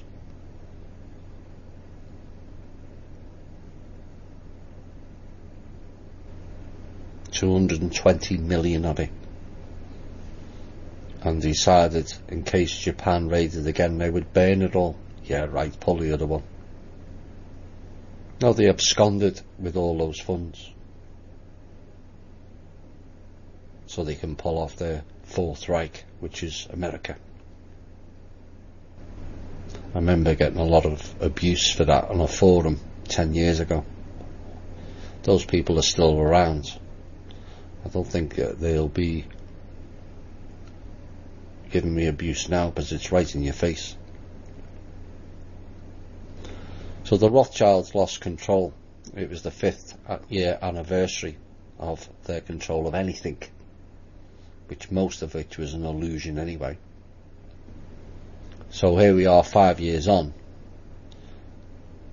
and yet we still have clowns in the military kowtowing to them like they're gods. Well, they're not ours, and we're the people who pay you, not them. So every idiot thinks today's the day we're going to get the RV, and every time it fails.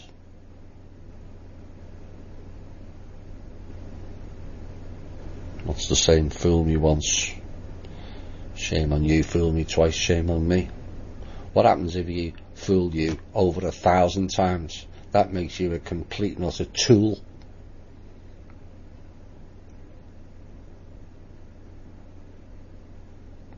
But the reality to those with the badges of dishonour, you need to listen to this piece, because this is the real reality of what is going on now. If the cabal got back control, all of you would get nothing, just like before. You got nothing then, you'll get nothing now.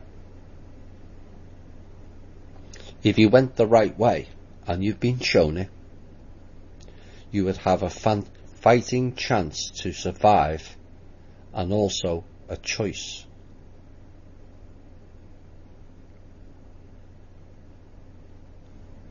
To the clowns who are thinking of World War III to gain control, and let's all follow the Marduk plan to the letter like little sheep.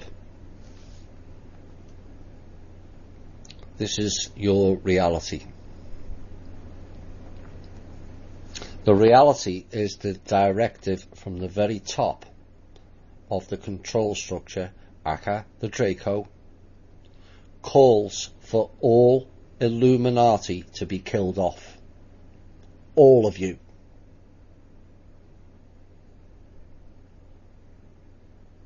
Yes, you, the illuminated ones, the special ones, with your bogus titles. You're first. Not we, the people. No, you. That's the Draco directive, to wipe out the Illuminati. That's why all the factions are all fighting each other. Remember Shane, the ruiner, who said on a show they're going to be trimming the fat. He told you live on air what they were going to do. They're going to trim the fat because the cabal is too top heavy, too expensive to run, and they don't need you anymore.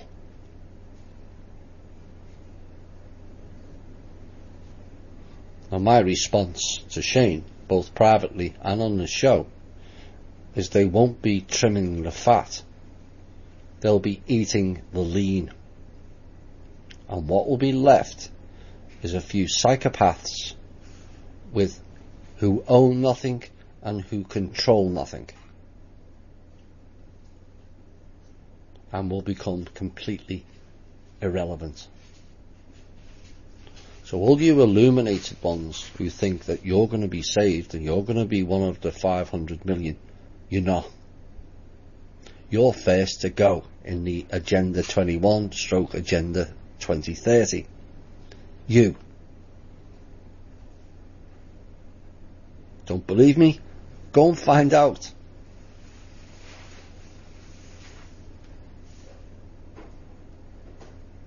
You're the first to go. That's why they're creating all these cultures, so that you all fight a little bit different, so you all kick off on each other and eliminate each other. And if you eliminate that one, you'll get King of the World or Pindar or something else, or you'll get the code or the keys to the account, except none of them work, do they? None of your keys and none of your codes work, so you try hacking, and that's failed also. Do you not get the message? Because the message is loud and clear. Like us, you have become expendable. Oops.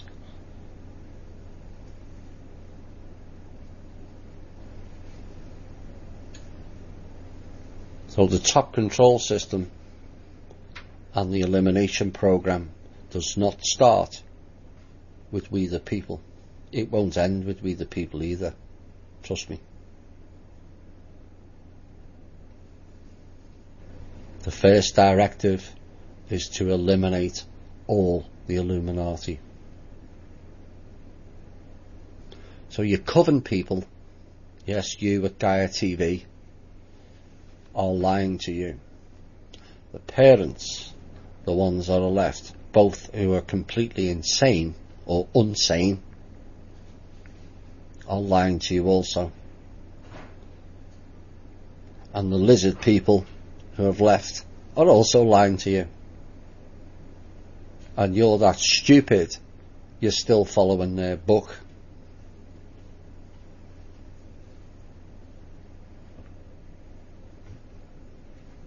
You have a choice, a fighting chance.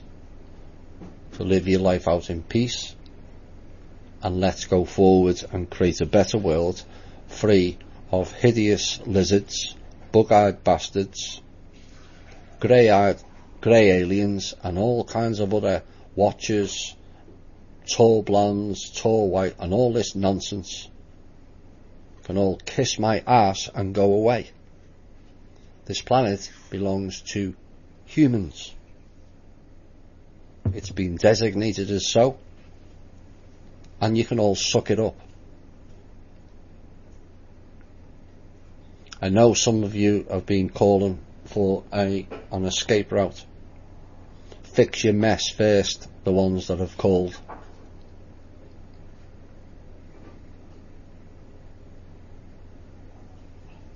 Fix your mess, remove your dangerous technology, and we'll consider it.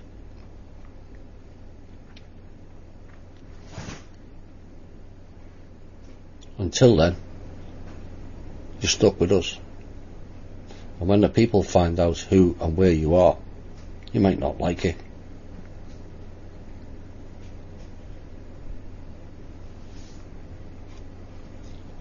The Illuminists need to think again. Like I said, you don't have to believe me. I've known that plan for 4 years. If you're just finding it out, oops, you've been played again, like the fools you all are.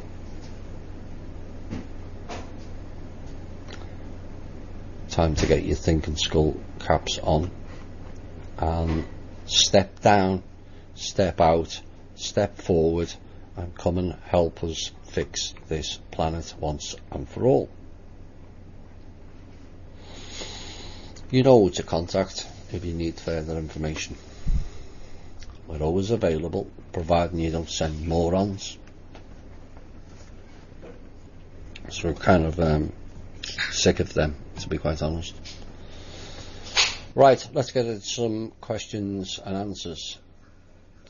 Thomas, if you have time, could you please spend some time explaining what these last couple of documents from Rothschilds are? I read them about 6 months ago, I think. So they're being repeated, or they're just coming to light now. How is it that they do not think they have to cooperate with the only sovereign on the planet at the moment? Because they are part of the dark. I actually think that they're descendants of the Draco. They're ugly enough. All of them. See, the Rothschilds, there's a kind of a misconception, including from their own family, where they think there's some kind of royals. Now, there are royals and there are royals. We'll find out more about that in the future.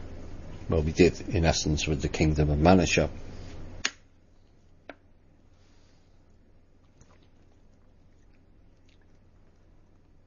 But this particular family are incestuous inbreeders, where they've inserted themselves into royal families and family bloodlines, aided and abetted by the Chinese group, the dragons, the reptilians, with a $20 million loan in 1520. Not 1920, 1520. A $20 million loan the Rothschilds received from the Asian group, all of which are reptilian owned.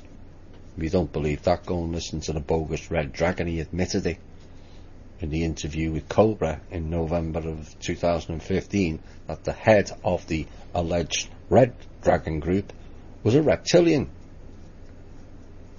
And people still listen to that?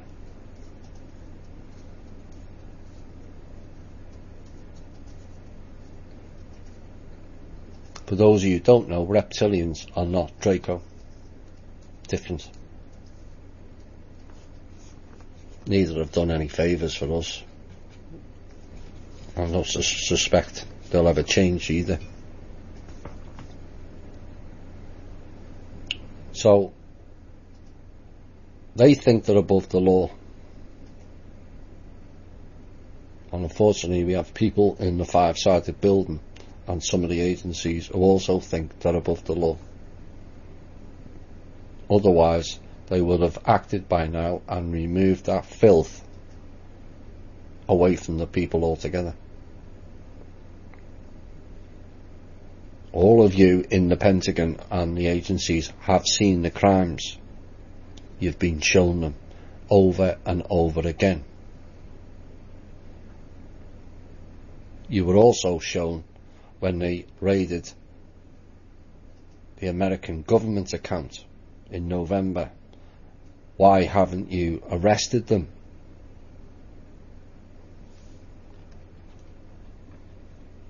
Now you know that you're part of the first wave of genocide. Maybe you should rethink that. But those documents are complete and utter bullshit. Promising this and promising that for them to stay in control. No thanks, we don't want your control. Period.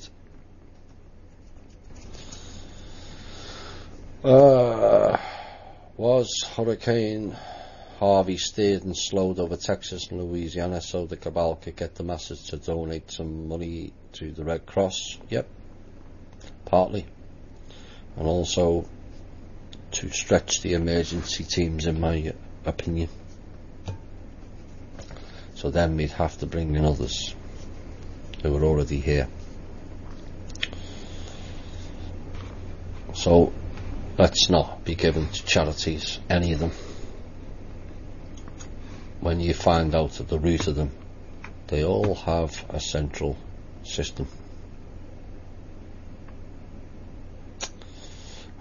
How is it that we as a collective can develop our abilities to such an extent as to have more influence to combat the forces now in play?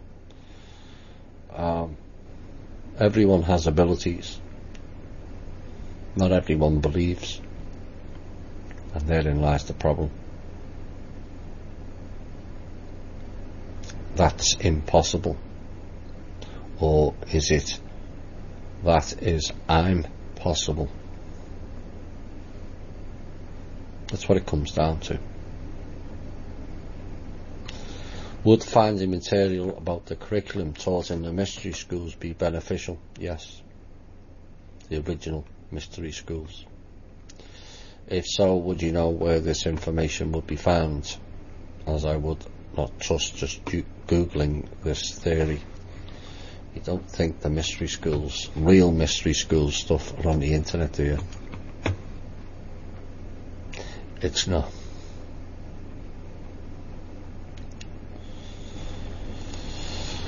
I can't seem to tolerate any type of music for the last 3 months. This only seems to be getting worse, not better. Do you have any idea what that may be about? Or does anyone else have the same issues? It might be frequency. It also depends on what type of music you're listening to as well. You know, there's some music that just, you know, I've got a fairly wide range of music as covered on the show. Yes, the basis of it is the rock music, but there's an awful lot of words in those rock songs that tells you. I was going to play only another one tonight, Heaven and Hell. That's portrayed as being devil worshipping and all that stuff. But if you read the words, it's something different. The sooner you get to the meaning, the sooner you know you are dreaming, is one of the lines. They're telling you that the closer you get to the meaning, the sooner you know that you're dreaming. And another line, the world is full of kings and queens who blind your eyes and steal your dreams. It's heaven and hell. And that's why the heavy rock genre was shut down and classed as demonic. too much truth in those lyrics and those bands in the late 60s and early 70s. What sort of resources would you recommend us to study in order to learn to develop our abilities to annihilate or steer away any of the storms? There's nothing to study apart from you. You won't learn that from books. Anybody that's ever activated their abilities did not learn it from books, did not learn it from the internet. It comes from within. Now, some of it depends on what evolutionary level you're on, which nobody can tell you where you are on that. You will know by how things develop. If you're still battling in your dream time, then you haven't reached sufficient levels to negate it. But that's the astral realm. Once you get out of the astral realm, you're going onto the mental planes where more of your abilities is activated. The controllers in Kambal have tried to keep us permanently in the astral layer for loosh. That's where a lot of diseases come from. That's where cancer originates from, the lower astral, by people leaving holes in their PSI field. We covered this in the Levashoff show. I think there's a transcript of that somewhere. Go and read it again. But never let anybody tell you how you can develop your own abilities, because they can't. Even people who have them. It's intrinsic just to you. If your own soul is developed to a sufficient level, you will have more abilities.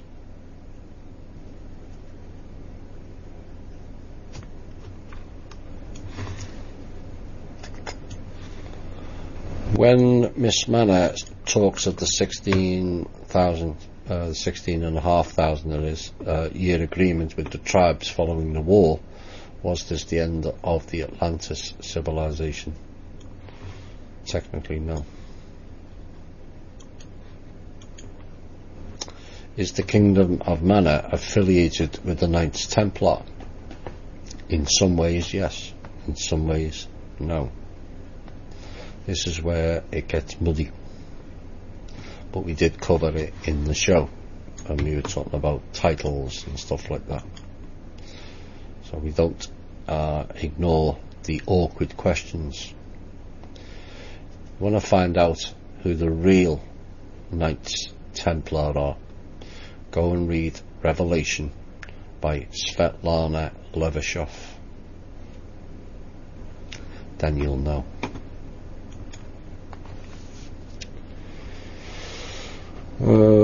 Ever heard Harvey Assistance? They want people donating clothing and etc. Is this real or part of a scam? No, don't know who they are. I've never heard of them. I assume it's something to do with Hurricane Harvey. I don't know.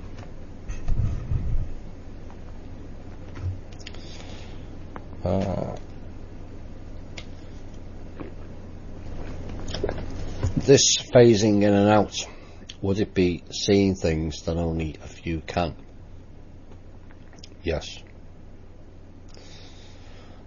I saw an Indian chief leaning up against a tree in front of a Publix as I came through a traffic light. I've seen flashes of a vortex in the water. There's your answer.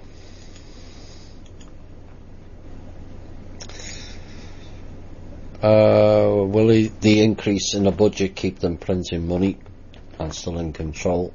Yes. Temporarily.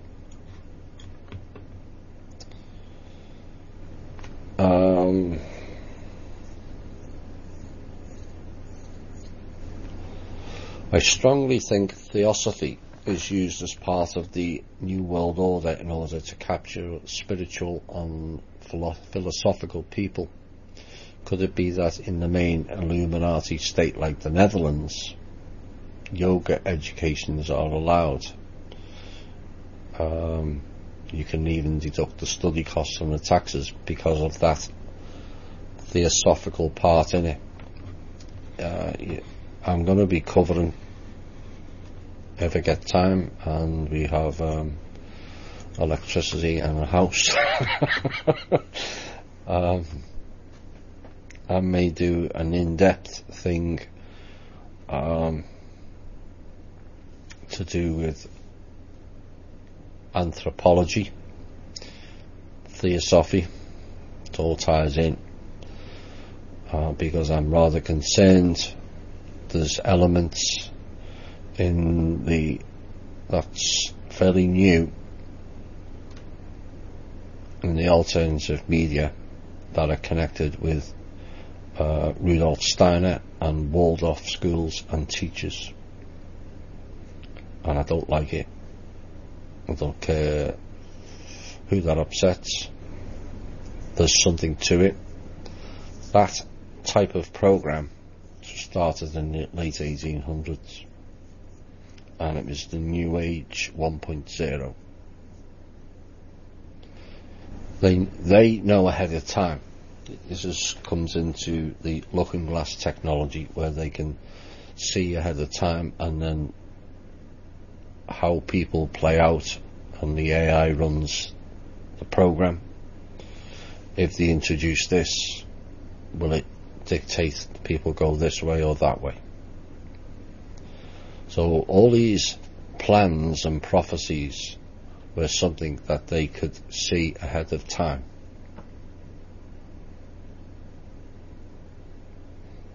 Albert Pike, World War 1, 2 and 3, except 3 failed.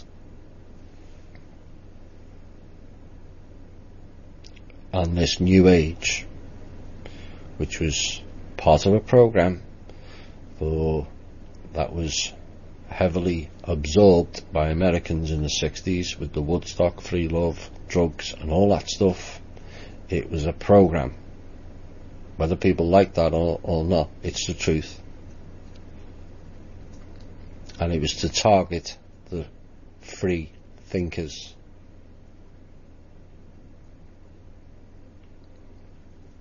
And if those people stepped out of line, remember the events at the school in 68? That's how they dealt with it. So then people were in fear. And when people go in fear, they go into a shell, and it goes underground.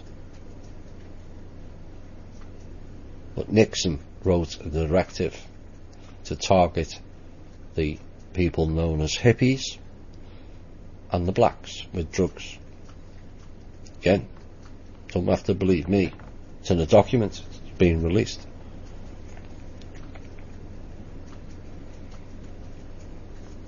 So they used all kinds of osophies and distorted the words, distorted the meanings, distorted the scriptural books to push you into a program.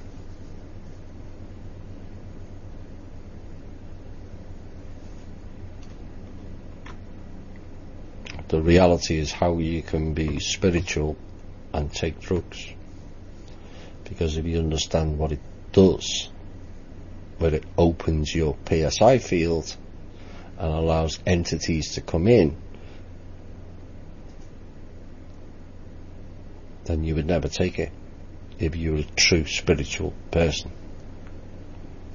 Because a true spiritual person keeps their soul intact. Drugs and alcohol opens it. That's going to piss a few people off, I know it will, but that's the truth. Again, go and look at the The Levashev show. It's all there. Could you elaborate on the supposed fact that ancient Egyptians always depicted the human face in 2D from the one side only with one eye showing, because they couldn't properly depict the human face straight on? Now this is the all Th&I stuff right in your face. That's where it comes from. Same people, Horus and all that malarkey. Are the good guys going to take out the harp towers in the Gulf and cut Irma down to zero? At this point it's looking unlikely, but you never know.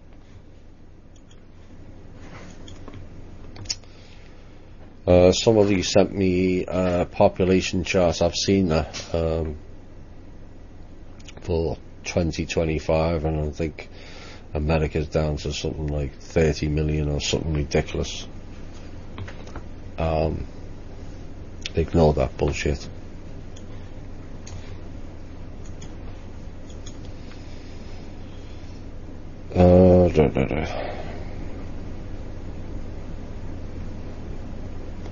Another one on the Rothschilds keepers' reasons for the loss of their keepership and the Galactic Council.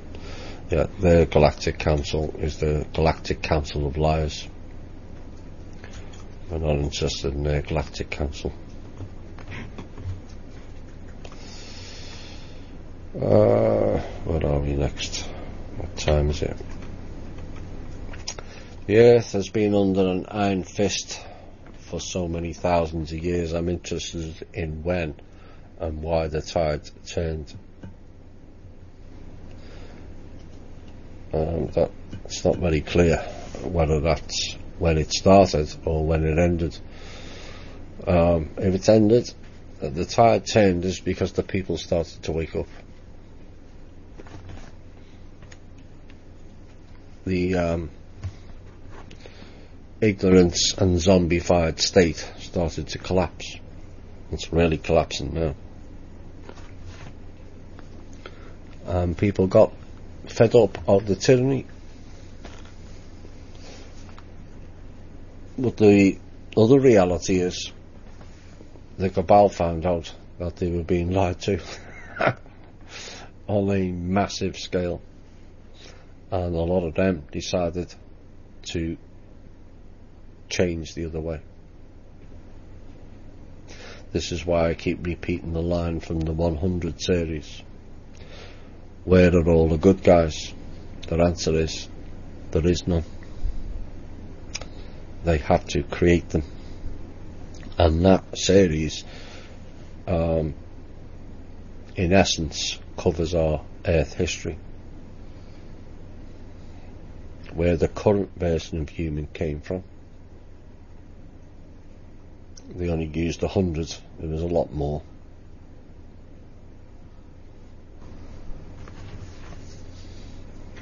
And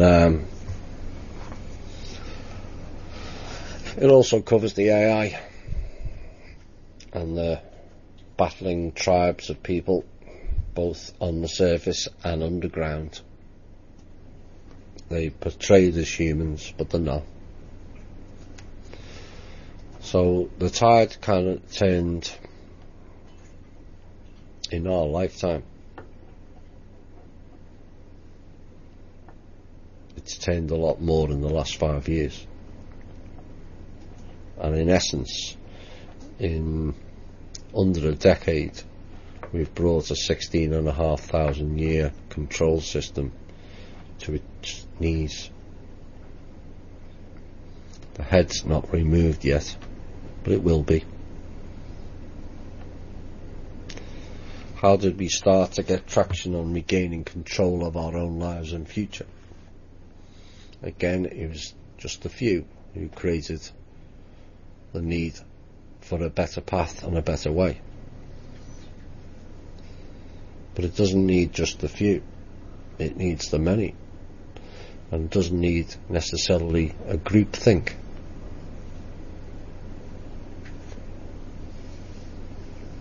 Are you the person who asked the question? Have you regain control of your own life and future? Or are you waiting on somebody else? Because even in this mad world, you can still have control of your own life and your own future to a certain point.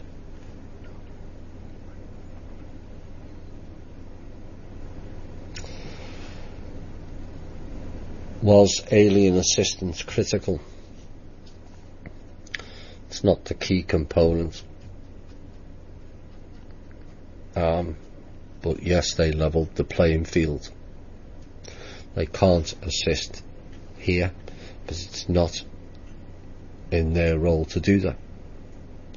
It's up to us to fix our mess.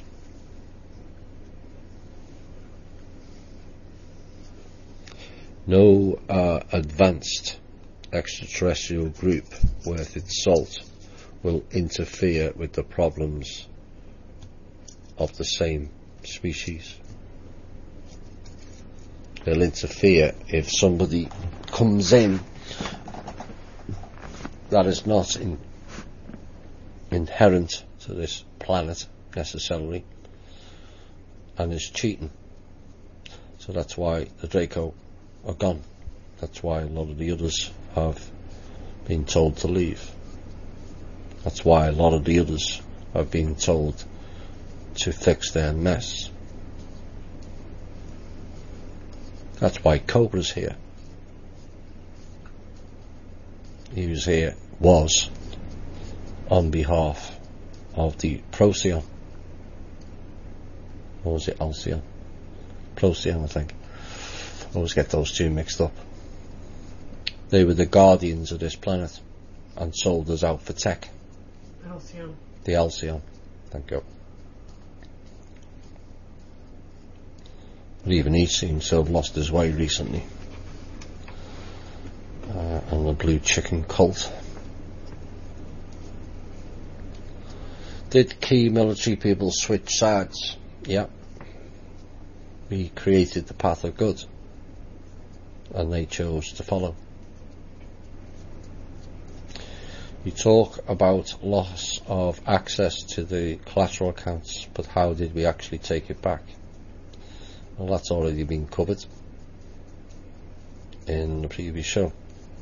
They had the accounts removed from accessing them back in 2007, which is why we had a crash in 2008 and why we're still in recession in 2017.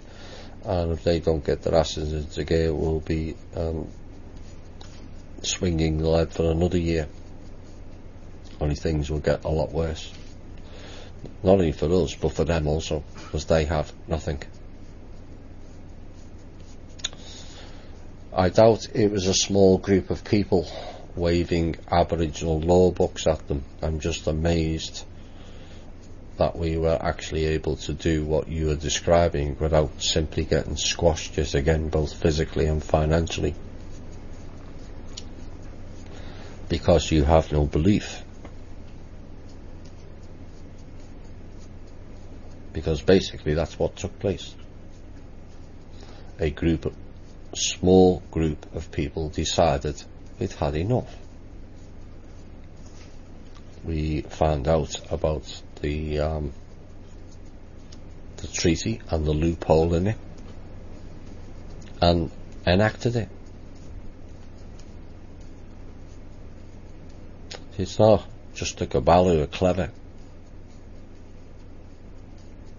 To the person who asked the question, what you're doing is thinking little me. And they're oh so big and oh so powerful, when all their power is because we provide the platform, including yourself. Stop thinking little me, because we're not little me. We never were. Step out of the program and step out of the matrix. The only power on this planet is we the people. That is why I in the Genesis scripture I read out earlier, they changed the languages to stop us communicating. Why? Because they were frightened of us. Even with all the minimal technology, we were far more creative than they'll ever be. So they started interfering, messing with genetics, creating bogus lines on a piece of paper called borders, different countries, different cultures, different religions, all bogus. But we all fell for it.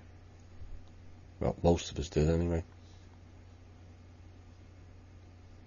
Please stop the little me, because we're not the little me.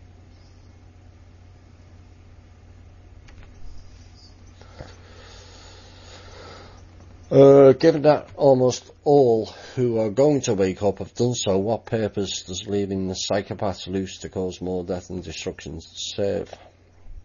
I'm not too sure that they will be left running loose once their numbers are dwindled.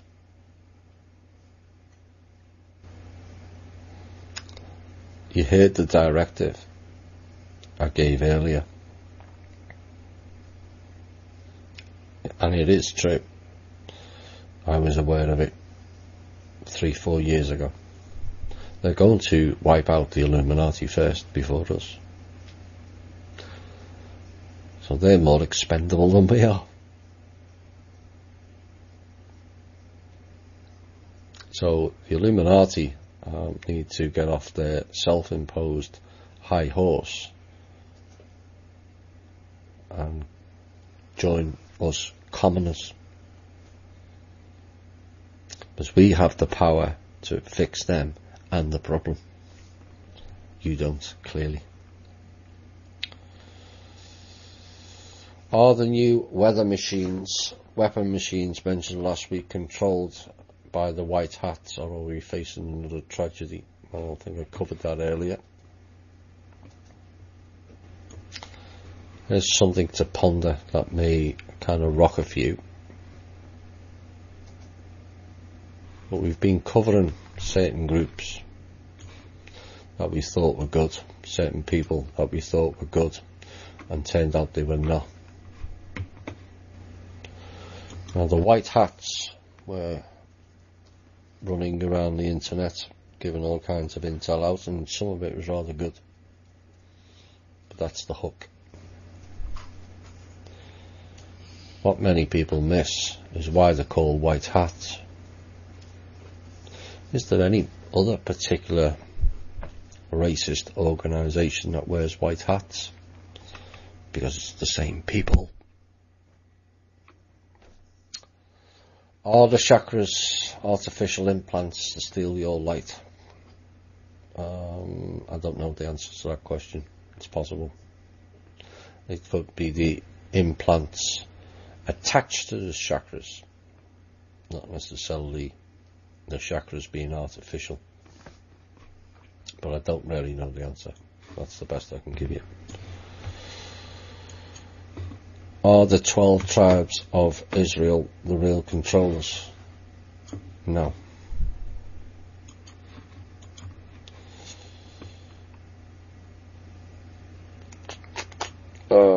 Is the universe expanding or static? It's definitely not static, it is expanding. Why? Because consciousness is expanding. Just like the earth is expanding because of the consciousness of the people. Oops. So to the guy who asked the questions earlier, I'm not particularly picking on you, but that line of questioning was so demeaning to we the people and our abilities and powers to overcome against all odds. Think about it. The planet expands because of the consciousness of the people. The universe accordingly around it. Still think we're just little old me? With no abilities, no power, no nothing? Please stop it.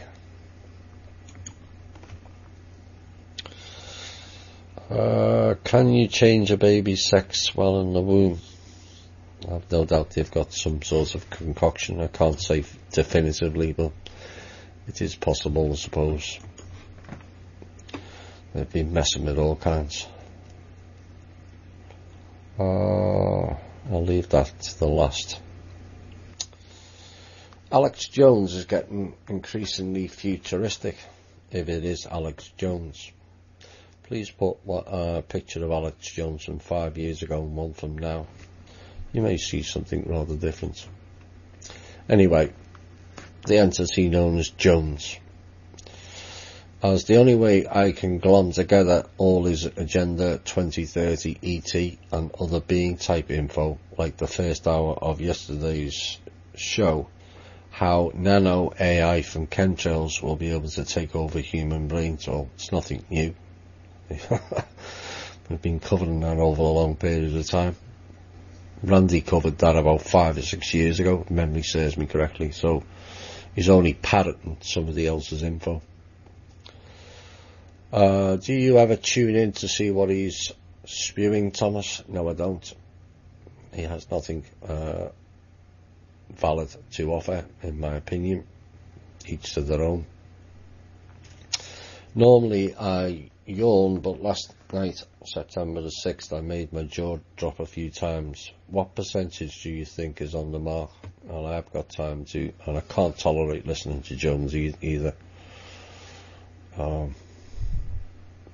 I couldn't stomach listening to a whole hour or a whole 5 minutes of him, for that matter.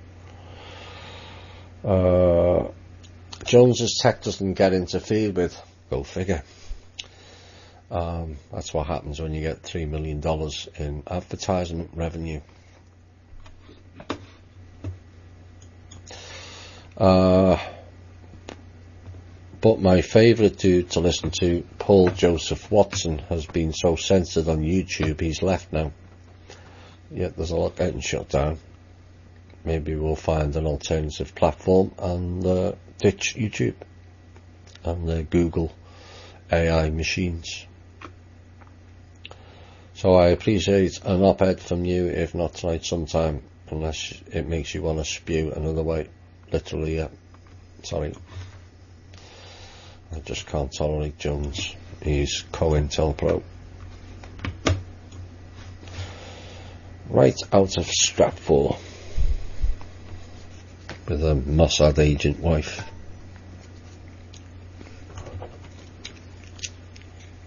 Or ex-wife now.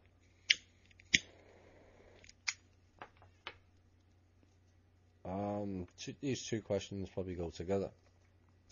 Why are the elite trying to kill off the divine feminine?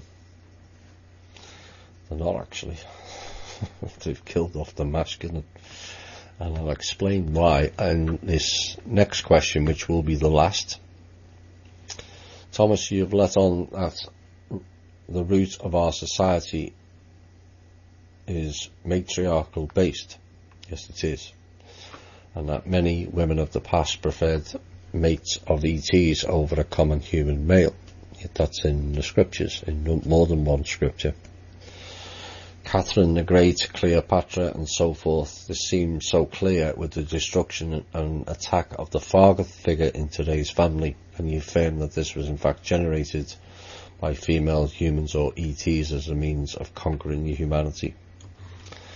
Well, it's, along with religion, it's one of the biggest lies ever. And again, it plays into this Steiner, Waldorf anthropology study of diversion over the New Age group.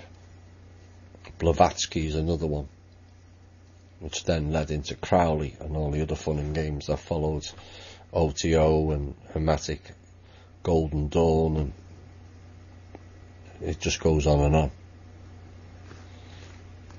But the reality is 9 of the last 10 parents were females.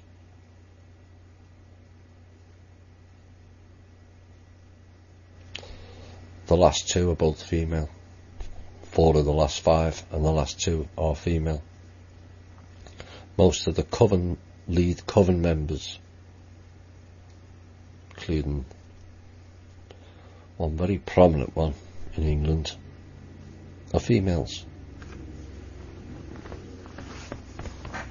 Now, if the scripture is right, and the females of the time, human females, preferred to go with the gods and declared to wipe out human, then that kind of explains some of the guilt from the female aspect. And also the cover-up. But I was talking to Chloe the other day.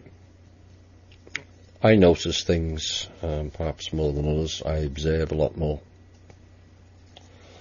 But I was standing in, doing my job, and we've got a number of hotel rooms that I have to look after or maintain. And there was a long queue, it was check-in time. And there was probably about 5 or 6 families before me. And they all approached the desk, and every one of them, the female spoke, and not the male. 30, 40 years ago, it was the other way round. And it's only a slight thing, but it's the change where the female is pushed forward and the male stays quiet in the background. A couple of males tried to interject and the hand went out. I noticed it quite clearly, and it's the female shutting the male down. Now, I'm not saying this applies to all relationships, but now I've mentioned it, you will notice it. Whenever somebody was going into a consumer setting, it used to be the male who did all the talking, or the contracts, or the agreements. It's flipped in our lifetime. The consumerism is done by 81% of all expenditures is by females. So they control the finance, which again is a flip from 60s back. You look at the advertisements and it's all about female issues, but ignore the male issues. When in essence the male issues need to be addressed more than the females, because women will discuss if they've got an itch in unmentionable places to each other and feel comfortable doing that. But you won't get many men discussing between themselves that they've got itchy balls. It's just a no-no. And so the male really needs those type of things need to be pushed forward more, so it gives the males more confidence to talk to each other. It's like mastitis. People think that's a female thing. Well, no, actually, males can get it as well. But that gets ignored. And there's been a full-on change at the height of the control system of females taking the dominant role over the male. In other words, the illusion is no longer there. The illusion that the male had the power, when it was always the string pullers were always the females. And I think it's clear to most people now the attack of the father figure because that's where you break the family down. It breaks the family down. We said it. There was in the last show with John Bryan on Sunday, where there was the joke in Liverpool. What do you want for Christmas? A father. And yes, it was funny, but it's also very, very sad, because there was vast regions of the poverty-stricken parts of Liverpool where the kids had no father. And this is a deliberate programme.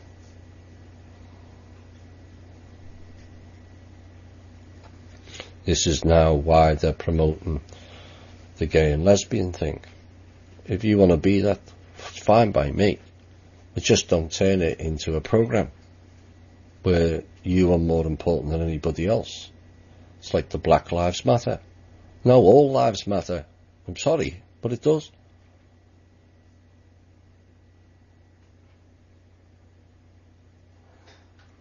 These people are being played. The gay and lesbian groups, they're being played because it's agenda driven. It's nothing to do with fair rights for gay people. They're not interested in gay people. They're not interested in black people. They're not interested in native people. They're only interested in what they can get out of you. The woman who was fighting for female rights, what was her name? Greer, the Australian woman, now regrets doing that because she's seen the damage it's done. She thought she was fighting for female fairness, when in reality they were just murdering them into the work culture. So they had the higher portion of the populace, which is the females, pay taxes, which going back to the 60s and before, it was more the male role. Remember when you just had the father working and that fed the whole family? Now both are working and the eldest children, and there's still not enough. And we think that's acceptable. Well, no, it's not actually.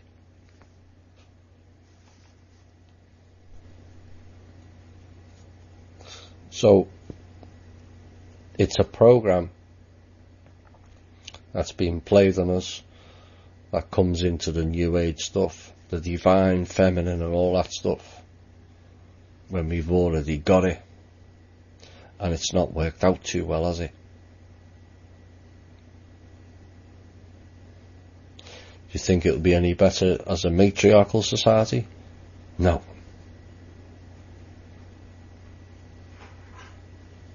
What we need is what we've needed, not only on this planet, but throughout the universe. Balance.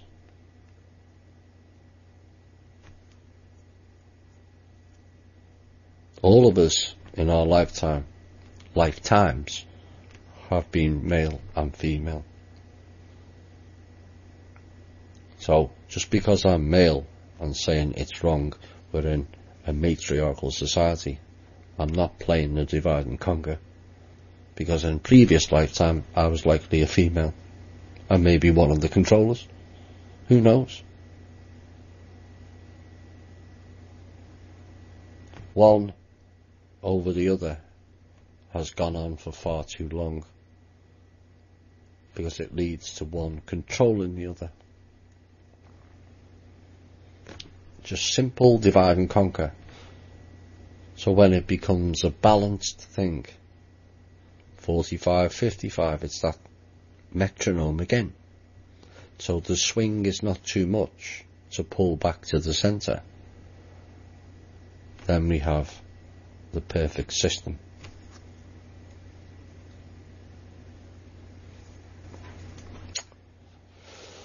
I hope you've enjoyed tonight's show.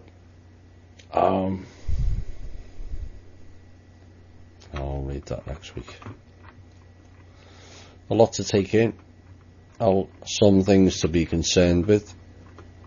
But that's the news as it is. Largely their bigger plans have failed. We will always live to fight another day, no matter what happens in the coming 48 to 72 hours. I will come out swinging, as they won't knock me down. They've tried it many, many times, and it just makes me stronger. Good luck with that. So, stay safe, everyone. Keep your eyes open, keep watching, keep listening. There's a lot going on. And stay calm. You must stay calm. Even while all around you is losing it.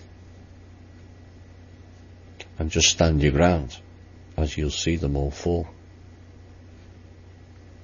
And they will. So I'm going to end with a piece that was sent to me by one of the people that were on An Evening with Thomas.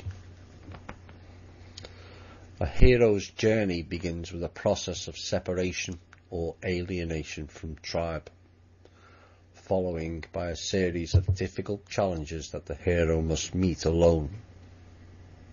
The journey culminates into a descent into the abyss of self-doubt and a loss of faith in the divine, but then results in a vital transformation and a renewal of trust, which in turn leads to a revelation of some new knowledge, insight, or wisdom. When you become conscious of your contract as opposed to living it in an unconscious way, you go through a painful process of severance. This is what's happening now, because you are no longer part of the tribal mind. Right. I'll be back next Thursday. Electricity and 4 walls and roof withstanding. There'll be no An Evening with Thomas on Sunday, which will disappoint you, some of you, but we'll be hunkered down. We'll be okay. I know many of you are worrying about the two of us, but we'll be okay. I'm not too sure about the houses, but